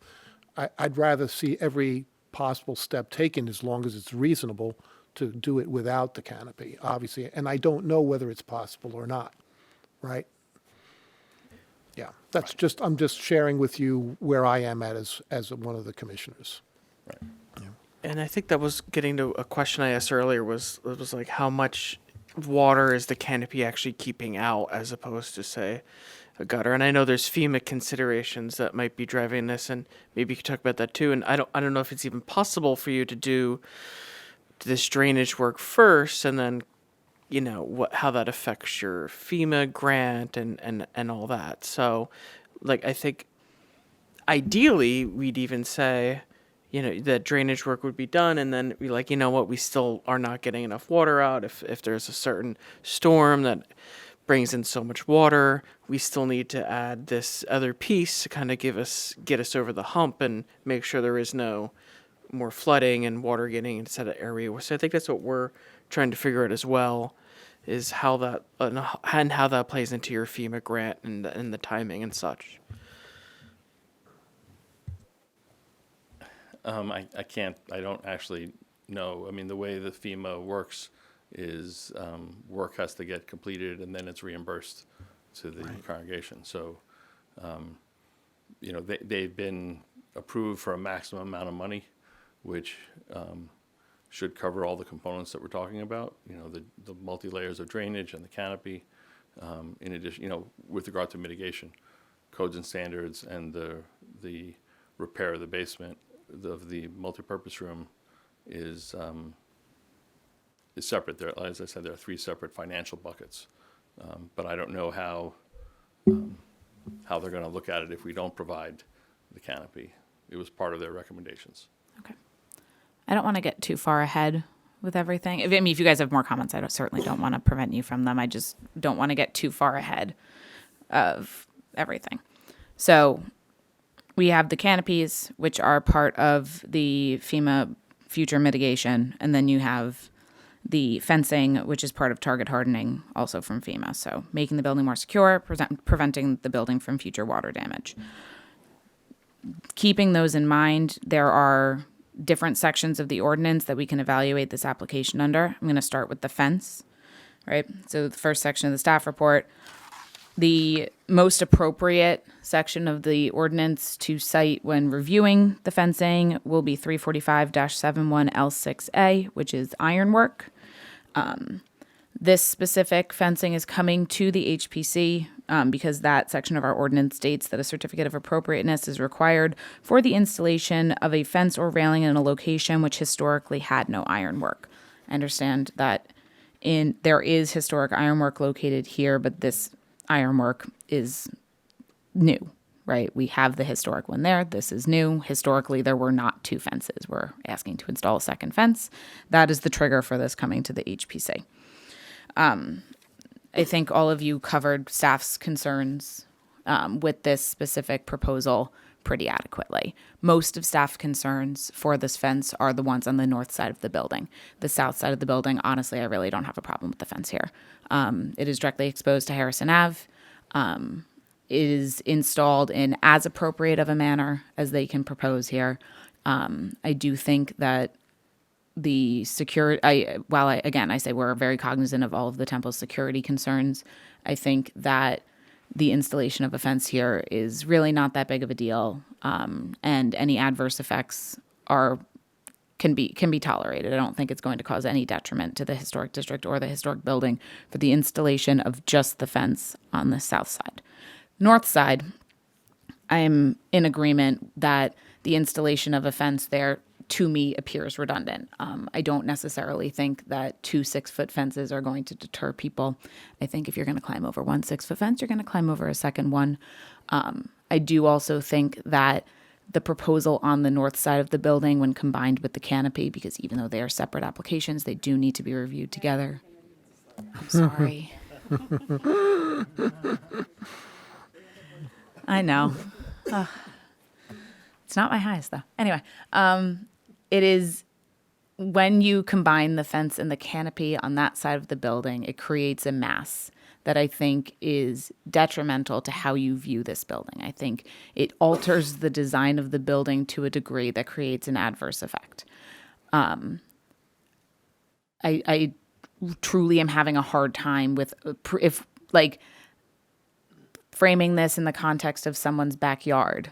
If someone wanted to put a second 6-foot fence inside of their backyard surrounding their patio, that's something that we wouldn't approve. It's inappropriate. It's something that is just exceeds what is reasonable and appropriate for a historic district. I I struggle with recommending the fence on the north side of the building. I think if the commission wanted to, they could approve the fencing application for the south side, conditioning that the north side fence is removed from the scope, if the commission was so inclined. Just turn your mic on and you can. Can I ask a question? Yeah. The south side fence and canopy doesn't create the same kind of concern? I'm just wanting you to explain why. It does. I'm just saying the north side, like the south side fence, right, is a component, is when if you break this application down into essentially 4 components, right? You have the south side fence, south side canopy, north side fence, north side canopy. The part of this application that I have very few concerns with and think is frankly easy to approve is the south side fence. Got it. Understood. Yeah. That's clear. Yep. And would that be removing the existing historic fence, or the way that they showed it, where there's keeping the existing fence and adding this 6-foot fence in front of it? I mean, I can't speak for the advice that Dan gave them prior to me taking over the application. Them keeping the historic fence on site where it is was my advice. And it was something that the state agreed with. I agree that it looks a little silly. But at the same time, I don't doubt that the temple would be willing to do this or have space available to do this. The concept of storing something on site forever is when you have, it would be one thing if it was a piece of fencing that was not original to the building, but was within the period of significance, like a replacement fence, a fence that was within the period of significance. I would feel a little bit less concerned with that. But this is the original fence. So I don't think we should move it. Okay. Do any commissioners have any questions about the fences? Into the mic and on, please. Can we request that the green fences be painted black so that you don't see green behind black? I would have no problems with that as a condition. Thank you. So I'm in agreement about the redundancy of the fences on the northern side, but I am curious, I think some of the commissioners and you now, Maggie, have made comments about how we wouldn't allow this with somebody's personal residence, but do we distinguish between a personal residence and a commercial property, or in this case, a house of worship? And I mean, no. Okay. I just use personal residence because that's honestly where we see fence applications most often. Mostly, right. I mean, and particularly because at the beginning of the application, a lot of our time was spent talking about concerns of vagrants or drug users, but there are also concerns about people who mean harm to the people who are worshiping here, which is, frankly, in light of current events, that is a significant concern. So I think those are concerns that are unique to a property that has this type of use as opposed to a residential property. Mm-hmm. But I suppose I'm quibbling over No, nothing. I think that's a very valid point, right? I don't think that there's anything incorrect with that statement. It's more of my professional opinion on this is that very rarely do we, as a commission, and frankly, in preservation as a whole, throw every single option we have at the problem as the first step. And I'm not implying that this is the first step that the congregation has taken to their issues on this. Clearly, they have made numerous steps, but in this particular case, we very rarely say, okay, we're going to put every single fence that we possibly can up right away. I also think that your approval of the 6-foot fence and support of a 6-foot fence on the south side is an acknowledgement that we are treating this a little bit differently than just a residential application, because we wouldn't have allowed it on a residential property. I don't think a 6-foot fence, excuse me, at the property line is something that we wouldn't allow, except for this particular use, I think, and this site, of course, as well. But I think that is an acknowledgement that we are treating it a little bit differently. All right. Move on to awnings. Okay. So for the review of the awnings, the most appropriate section of our ordinance is 345-71L8, and that is commercial awnings. We acknowledge that this is not a commercial awning. It's just it's the closest set of standards that we have. So this section of the ordinance states that the installation of a commercial awning requires a certificate of appropriateness, full stop. That's why they're here for this awning. It also goes further to say that the certificate of appropriateness should meet the following standards, and the L8A2 states that the awning frames are attached to the building in such a way that they do not destroy, conceal from view, or cause irreversible damage to significant architectural features. In staff's opinion, the awnings as proposed do cause a distracting architectural element adds a distracting architectural element to the building that changes the entire way that you interpret the building. It adds a horizontal element along the ground floor of the building that draws your eye down, which is not the original design intent of this building. As I said earlier, I do think there's other mitigation methods that we have not seen. I know that they're coming. I acknowledge that. That can be taken before we start putting things on top of a building. I know that FEMA requested that these awnings be installed on the building, but FEMA's very specific guidance for this, which I did cite in an earlier section of staff comments, specifically says that any measures need to meet historic preservation compliance. They don't cite which historic preservation compliance specifically, but they do. This project is reviewed by us, the state, and FEMA's preservationists as well. In my opinion, I'm really struggling. I understand we are trying to get water away from the building. I understand that the storms that were happening throughout history are very different from the storms that we are having now. This is, again, the same scenario as with the fencing. Very rarely do we take every possible solution to a problem and apply them all at once. I am struggling with how huge these awnings are and how effective they will actually be at pulling water away from the building. I don't disagree that they will prevent water from getting into that areaway, but similarly to what Paul said, when we get these large storm events, when you have a normal roof, the water is falling off of the gutters. It's not making it to the leader when you have that much water. I'm not an engineer. I'm not pretending to be an engineer. I just do question how this is part of the first step that we take. Does anyone have any questions on any of that so far? I'm getting a little rambly. SHPO has been mentioned a couple of times. What was SHPO's opinion about these applications? To my knowledge, you guys have not applied for SHPO yet. SHPO's formal review yet, correct?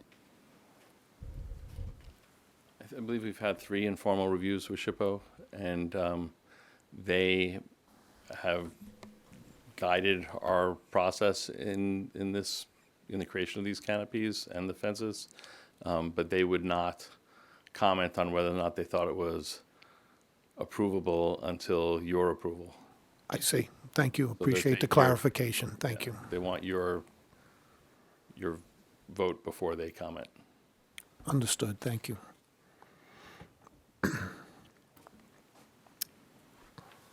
Any other questions about the canopies, based on what I've said so far? Sure. Yeah, sure. Thank you. There's been some discussion about whether we should take certain mitigation steps first and maybe see how they work out. And if they don't work out well, maybe we can measure in some way how much water we need to remove from that those areas, and then maybe we do or maybe we don't need the canopies. Of course, I would argue that if we wait to see what happens, it might be too late. Aside from that, with the FEMA grant that we have to pay for this, for the majority of the cost of this work, we can't just really do kind of one thing and then wait and see, and if we sort of get a scare a couple years down the road, we can't go back to FEMA again. This grant will expire. And I think we have, I think we can extend it up to a point, but within another year or so, we won't be able to extend it anymore. And so we won't have time to go back, and then we would lose the funding that would pay for this. The FEMA timing aside, there's the the FEMA timing aside, the impediment to getting a site civil engineer to quantify the measurements that Commissioner Blazak was inquiring about, and kind of completing the picture of these canopies relative to a holistic system that has to do with site drainage and existing stormwater infrastructure in a more, let's say, quantitative way, as opposed to kind of intuitive way. The only impediment to that is the hiring of the engineer, right? That's not waiting for, because as you're saying, FEMA won't, pay for steps A, B, and C until they have this in place. But in fact, the congregation could hire the engineer now. Is that true? Well, yes, well, maybe you should talk. We certainly have a. Into the mic, please. Sorry. The agreements are in place to get the civil engineer going forward. We were waiting for this evening to pull the trigger for that. We're supposed to have a meeting with them tomorrow to tell them what the scope is, whether it has the canopy or we don't have the canopy, because that's going to affect the size of the drains and so on and so forth. So I would simply posit that if you come back with the site civil engineer's quantitative analysis of how these canopies are performing, I think you would have a more unanimous. I mean, I'm not trying to speak for. I understand the comment. I think that the way we were looking at it was, this is a aesthetic issue with regard to the buildings. We recognize that there is the need. You're questioning how much is it going to improve? Is it going to be 25% improvement? Is it going to be 50% improvement? But you're asking us to approve an alteration not just on aesthetics, but driven by a real life need of, based on climate change and storm events, right? You're correct. It is, the need for it is driven by climate change, by the storm events. The design we've come up with, we believe, meets the standards, and we certainly have had the review from Heritage that provides that information that they believe we meet the standards, and I think we're hoping that you're going to believe we meet those standards. And I read the report, and I can appreciate Maggie's response, but I think it really comes down to whether or not you feel the design that we've created meets the standards. We believe it will meet the mitigation need, okay? And we can certainly provide that data, and we will have to come back and provide the storm drainage data to Maggie and the city as well. So, we were looking at it as an aesthetic, and we were looking at it as a path for the congregation to save money until it was needed. So. Well, I think it's a delicate dance if you came in and you just said that we just want these canopies because we want them purely for aesthetics. We're looking at aesthetics, but not fully. And if we were to approve these, it would kind of be a trade-off, and we do want the long-term health and safety and integrity of the building. But I think we want to know that this is the right thing to do, and that it's not as I think some other commissioners may have said, is kind of overkill. So, and I think for me, it's like, I think I would like to hear from an engineer and to kind of say, this is absolutely what's necessary, or we can move this amount of water out. And this is per- where their leader has to be, Yeah. and it's going to plug into that drain. And you know. we can and we will be providing that information. I think with regard to the canopy and the fences, I think the notion is, do we want to take because these are, security, life safety, sort of other kinds of environmental concerns, do we want to take the risk? Okay, we don't do it, and then 2 years from now, God forbid, there's another storm, or we don't do that extra fence, and 2 years from now, there's an incident. So The question I need answered by the engineers is, can they design a system that will manage the water without the canopy? That's the question I'd like answered. Conversely, I could see that question becoming harder and saying, actually, the canopy isn't enough. And in fact, it needs to be a bigger canopy, and there needs to be 2 liters. Right, and, but you know, that- like, but that would compel them to come back. Right. So without in the absence of that information, it seems a little bit like a placeholder vote, waiting for a more substantiated verification. Yeah. I have another question for the applicant. If the engineers could actually accomplish a water mitigation without the canopies, would that be something that Temple Beth El would appreciate?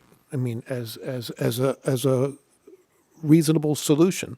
I mean, you can set out to prove anything, but I'd like to know whether the engineers could solve the problem. I mean, we have had that conversation, and it was deemed that the best solution was to prevent the water from getting into the areaway to begin with. I mean, that was part of the discussions. And, they talked about, can we enclose it with a solid enclosure, and that way it'll reduce it even more. So we backed off of that proposition.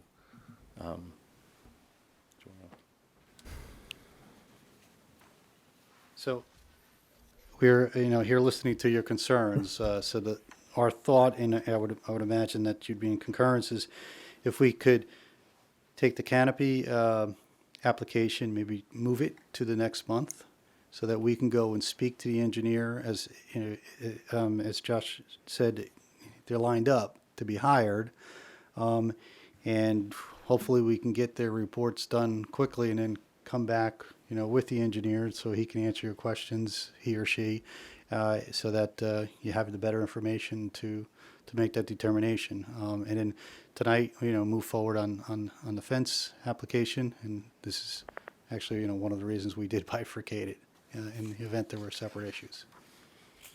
And on that subject, have you given any thought to removing the northern element of that fence that's currently proposed? I have a wrench that might throw the timing in here. If we are talking about discussing what it would look like without the canopies, I do think a reasonable compromise that the commission could make is, I recognize that I spent quite a bit of time saying that the double fence might be redundant, but the visual impact of the double fence is significantly lessened without the presence of the canopy. I think if the canopies go away, the commission could, as a compromise, approve the fence application as is, if they were inclined to do so. But Maggie, And then when this engineer comes back with, we need canopies. Well, no, that's why I'm saying this is a wrench in it.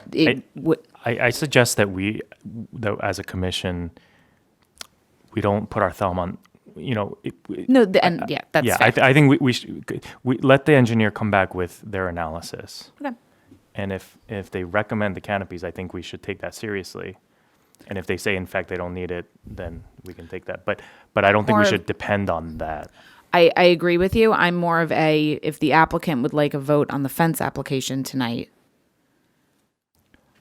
yeah, that's where I was going with this. So my 2 cents,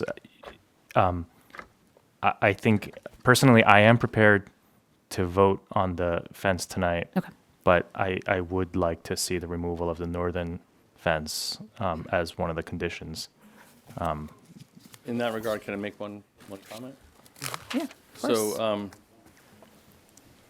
Homeland Security has a series of guidelines for houses of worship, and they use those guidelines to provide backup for congregations that are applying for the Homeland Security grants the hardening grants to secure their properties. In that information, they talk about how acts against houses of worship are typically acts of opportunity. And when somebody looks through an open fence and sees the ability that they can easily get to a concealed area, they might cover that fence. If it's a series of obstacles, then they're less likely to take that because it's no longer that clear opportunity. And I suppose, I personally don't agree, but I can understand the notion that you feel it's a redundant piece of architectural element on the property. But I also keep having this feeling in the back of my head that, everyone says you don't really need that. Somebody who's going to jump over the fence is going to jump over the fence. And I think maybe that's true for the common drug user, but it might not be true for the person who's looking for the opportunity to do harm to the building and the congregants. So, Well, 2 fences are better than 1. 3 fences are better than 2. I mean, you I could take don't- that I argument don't- all the way if you. certainly. I get it, but I think would the point say- is we don't want to just leave it open completely, and that's why at the staff level you were able to get 1 6-foot fence, but I think that takes away. You don't really have the case for 2. I do also just want to, you guys are keeping the historic fence there now on that areaway. So it's not as if, Yeah. and I recognize that is a much shorter fence, but it's not completely unguarded. And I recognize people go over that fence now, but I don't Not want a it to. fence. Let's be clear. It's not a fence. It's a 30-inch railing. Okay, it's not a fence.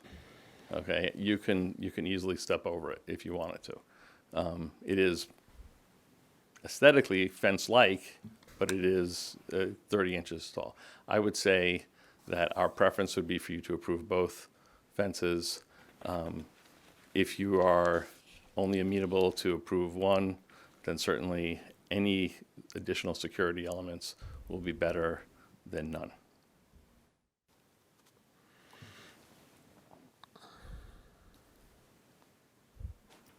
So just to circle back to all of this, Chuck, you guys want to carry the canopies?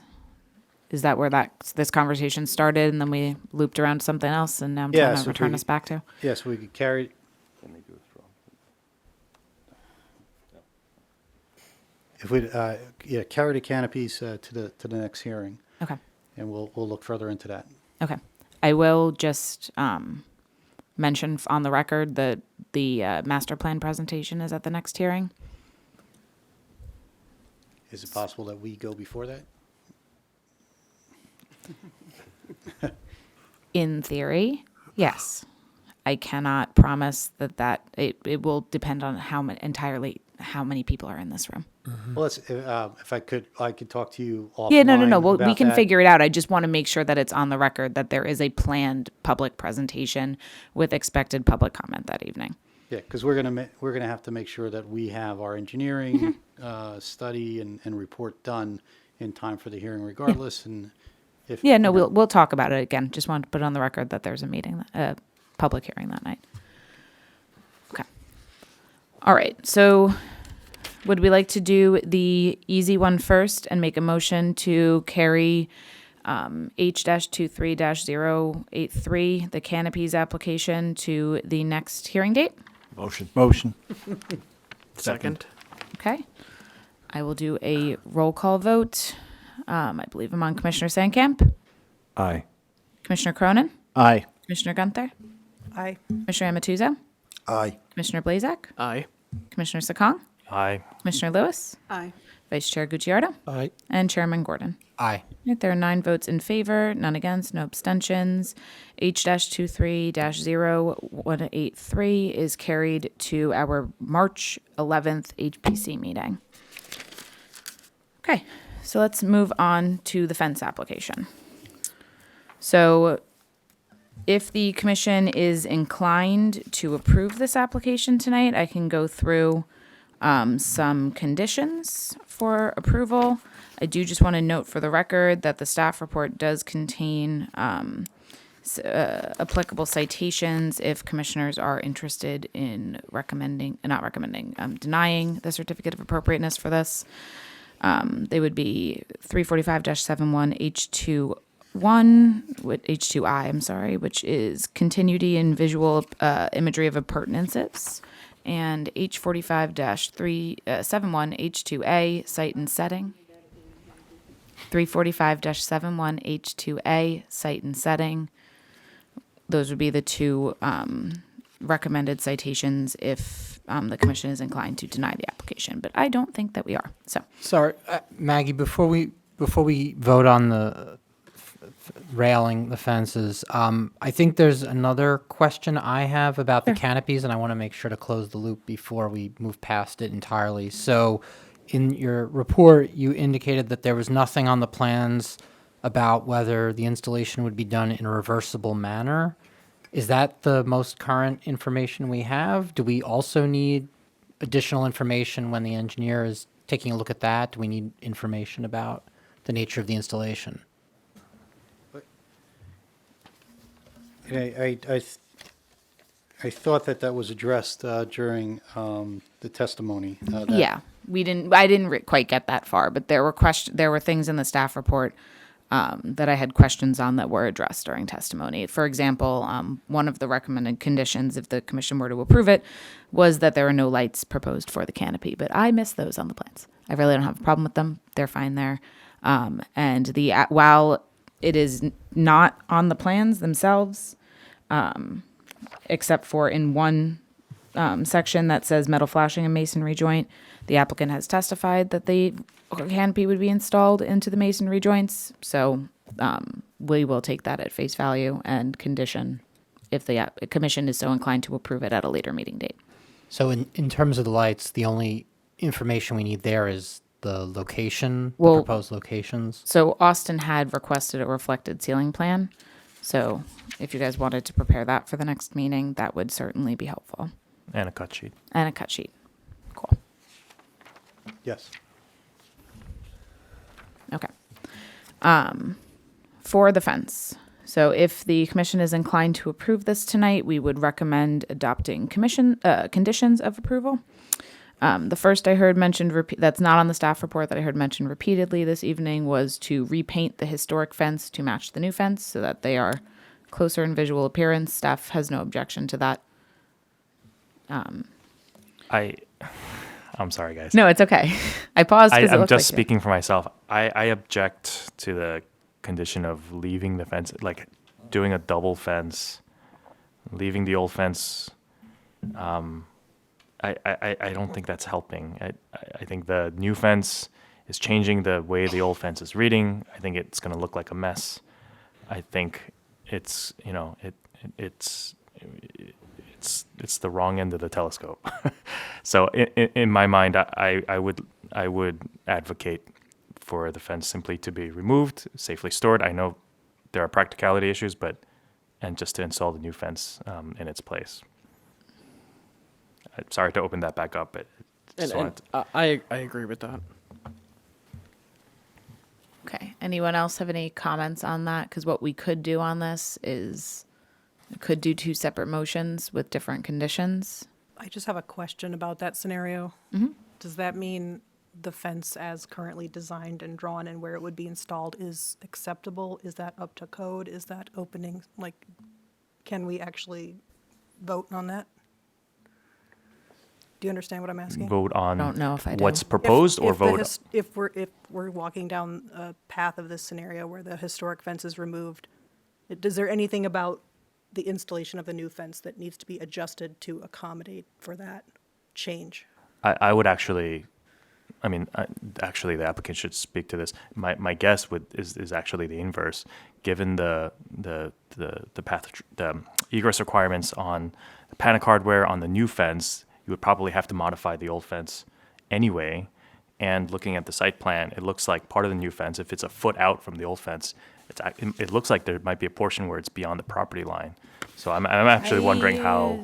Hold on, where on the plans is that? Because I actually very specifically looked at that because there's a property line issue with the canopy. Because I'm looking at page 4.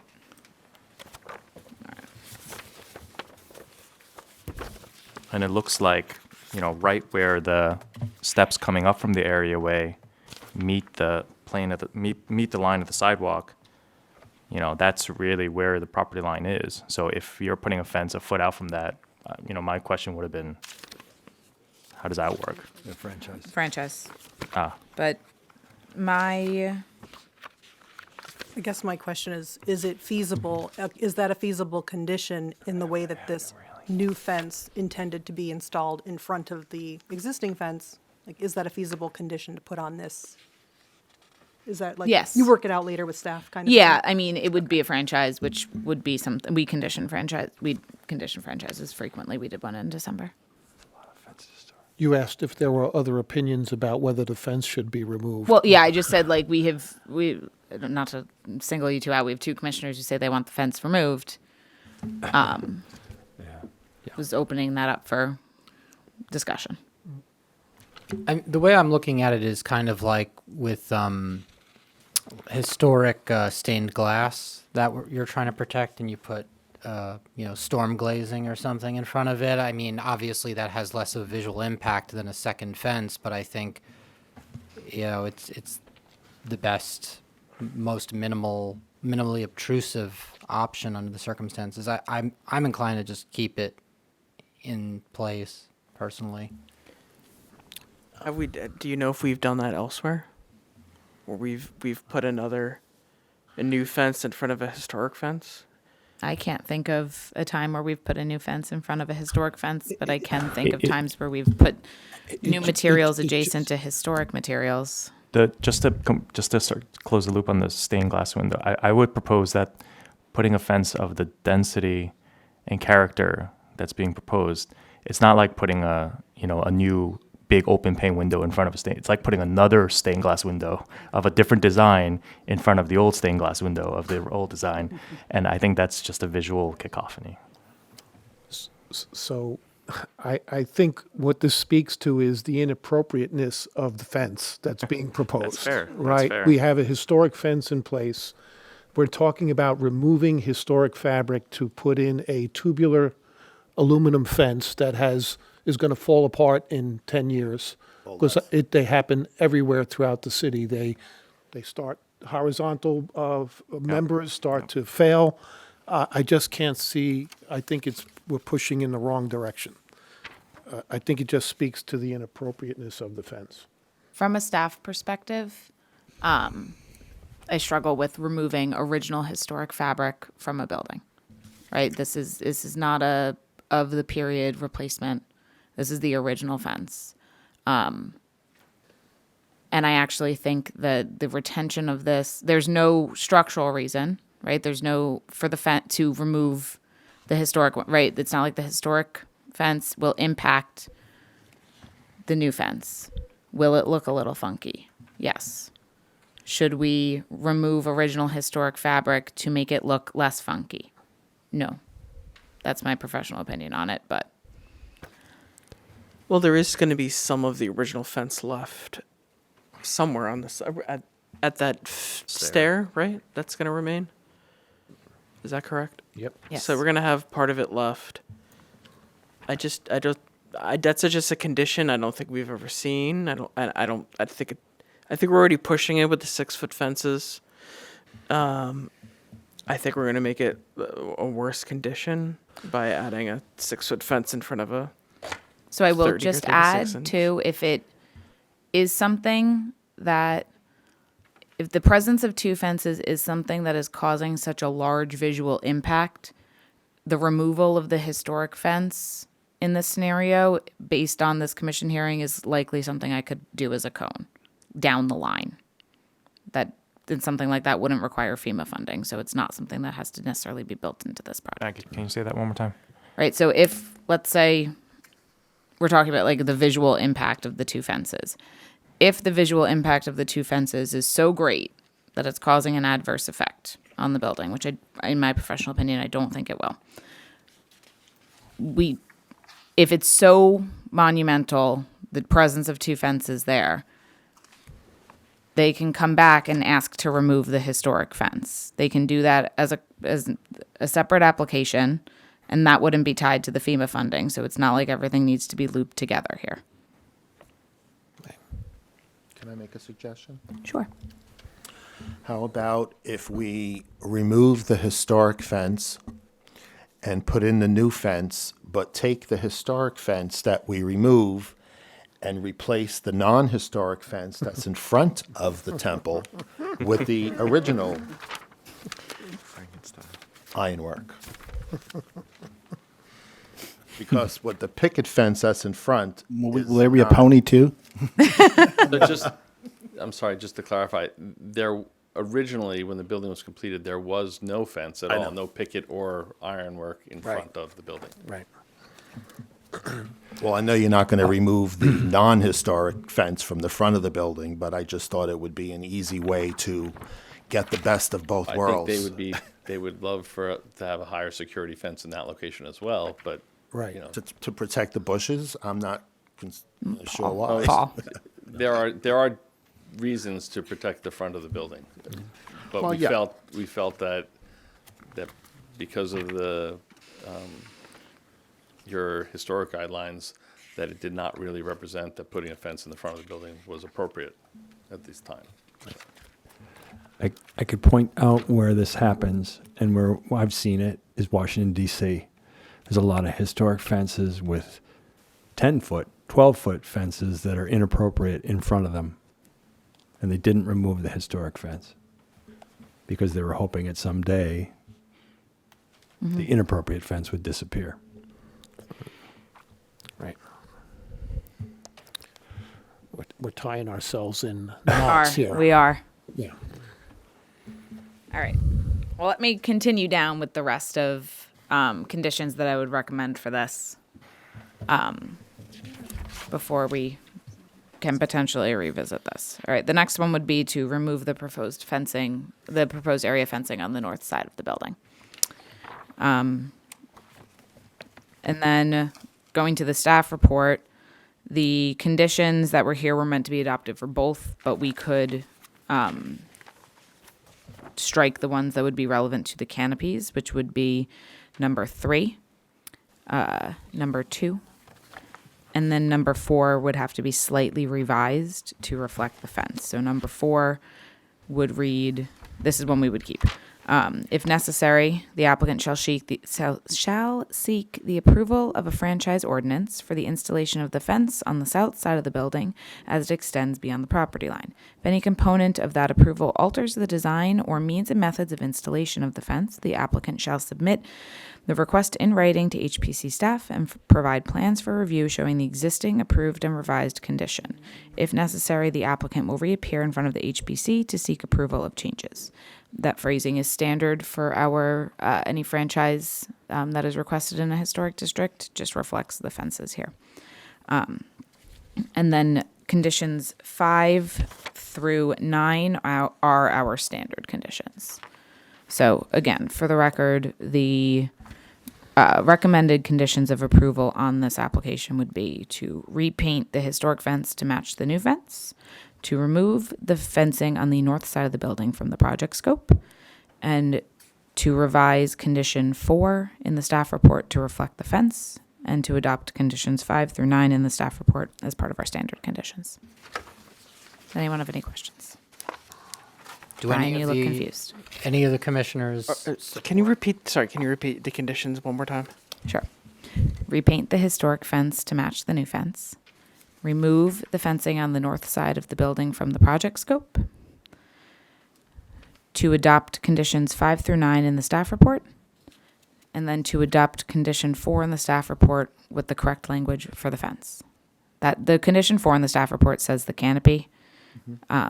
It just replace the word canopy with fence.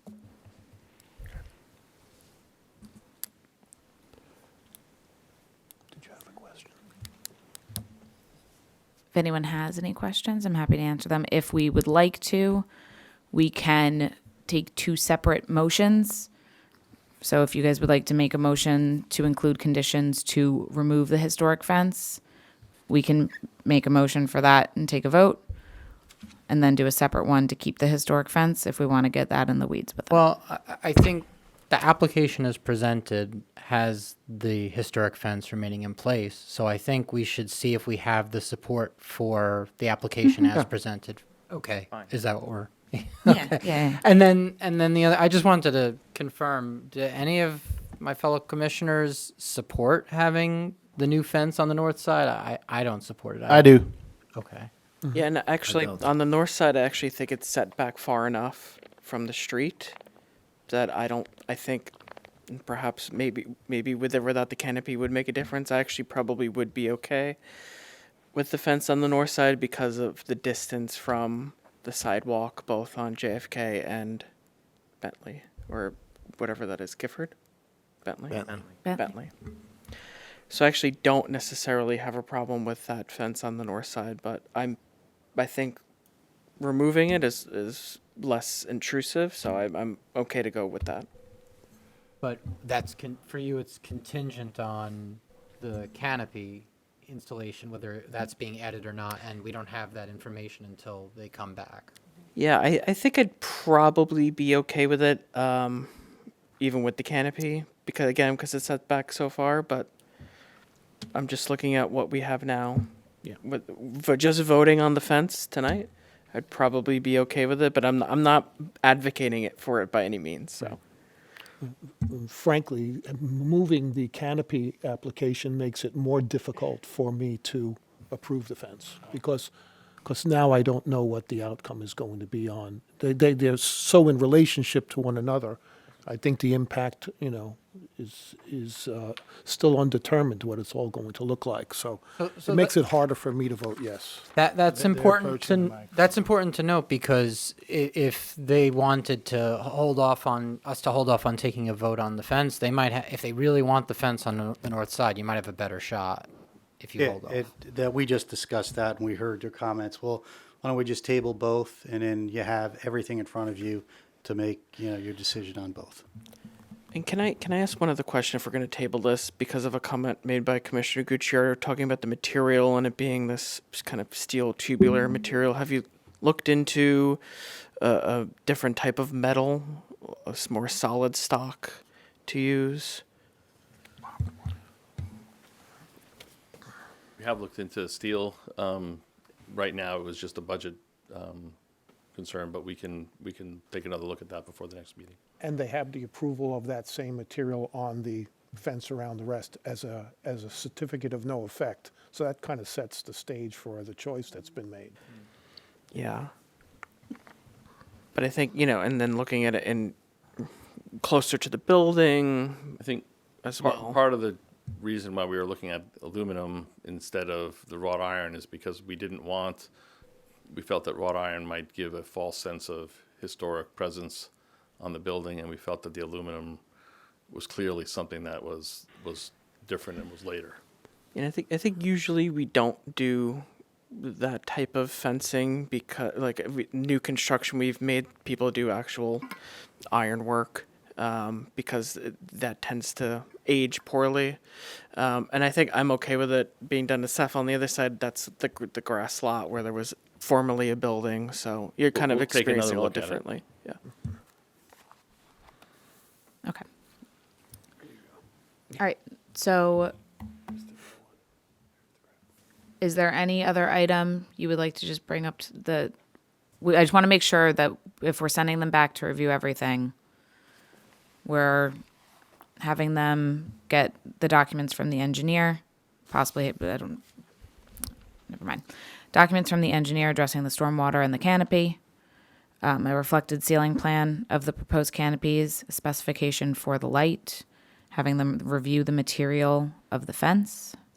Okay, so on the material of the fence, if money were no object, which is typically how we treat these applications, what would be the preferred material? Not, if not aluminum, are we talking about steel, iron? I mean, I admittedly, it's a modern fence. I don't have I don't think it's appropriate for me to say what I think is the preferred material, because that's not my role here, right? You guys are the ones deciding on the application. But I also think that one of the conditions we're talking about is painting the historic to match the new, and if they're going to appear different because of their different materials, or they're going to age differently, that's something we should take into consideration.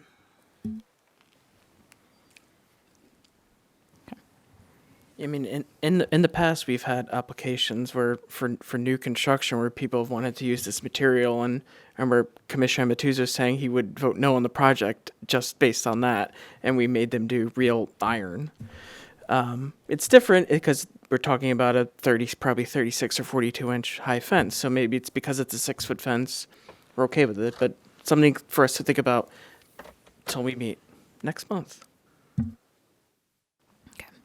Yeah, Did I don't know the answer. I'm putting it to the commissioners who are experts, subject matter experts, because if we are sending them back to take another look at this, I would like to give them guidance on what we would Right. like them to come back with.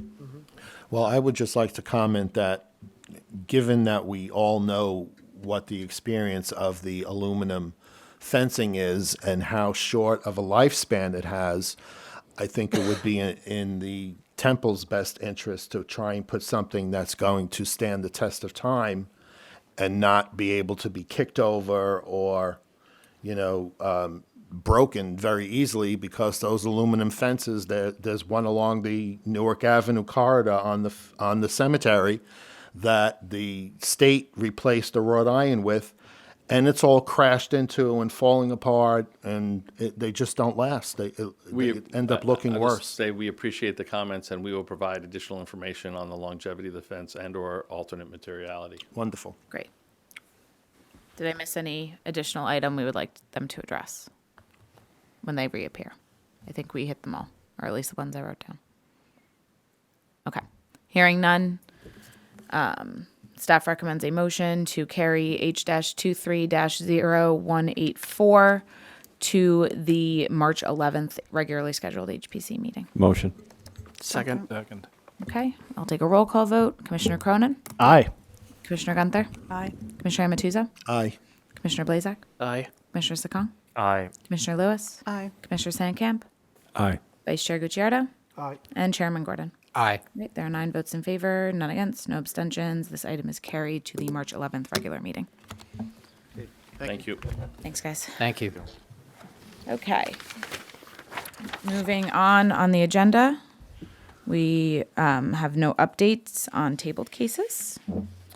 As we mentioned in announcements earlier, 205 12th Street has been carried to an unspecified meeting date at the request of the applicant. We have no resolutions to introduce or discuss, so that just brings us to memorialization of resolutions for 591 Montgomery Street. So I believe most of you remember from our June HPC meeting, the applicant for 591 Montgomery Street presented to the commission. The commission ultimately voted to recommend denial of the application to the Zoning Board of Adjustment. That motion was phrased as the commission would create a resolution recommending denial. So we have that in front of you this evening. Just for housekeeping purposes, because we don't do these very often, this matches the format of the planning board denial resolutions. And this resolution, as well as a staff memo and likely staff testimony, will be provided to the zoning board at their review of the application. Does anyone have any questions, comments, concerns about the proposed resolution? Okay. If someone wants to make a motion. Motion. Second. Okay. All right. Let's do a roll call vote just to keep it sane. All right. Commissioner Gunther? Aye. Commissioner Amatuza? Aye. Commissioner Blazak? Aye. Commissioner Sakong? Aye. Commissioner Lewis? Aye. Commissioner Sandcamp? Aye. Commissioner Cronin? Aye. Okay, Vice Chair Gucciardo? Aye. And Chairman Gordon? Aye. Okay, there are 9 votes in favor, no votes against, no abstentions. The resolution is memorialized. Right, we do not need an executive session, so that just leaves us with adjournment. Samples? Your samples, guys? Sorry. And I don't. Can I say? I forgot to mention something, and maybe, but you guys might want to have an example of other sites and how they've been hardened, like other synagogues or places of worship, just how they've installed fencing and security measures, etc. I think context and other examples are always helpful. Okay. Thanks, Brian. All right. Just leaves us with adjournment if anyone wants to make a motion. Motion. Second. Okay, it is 9:12. All in favor? Aye. Aye.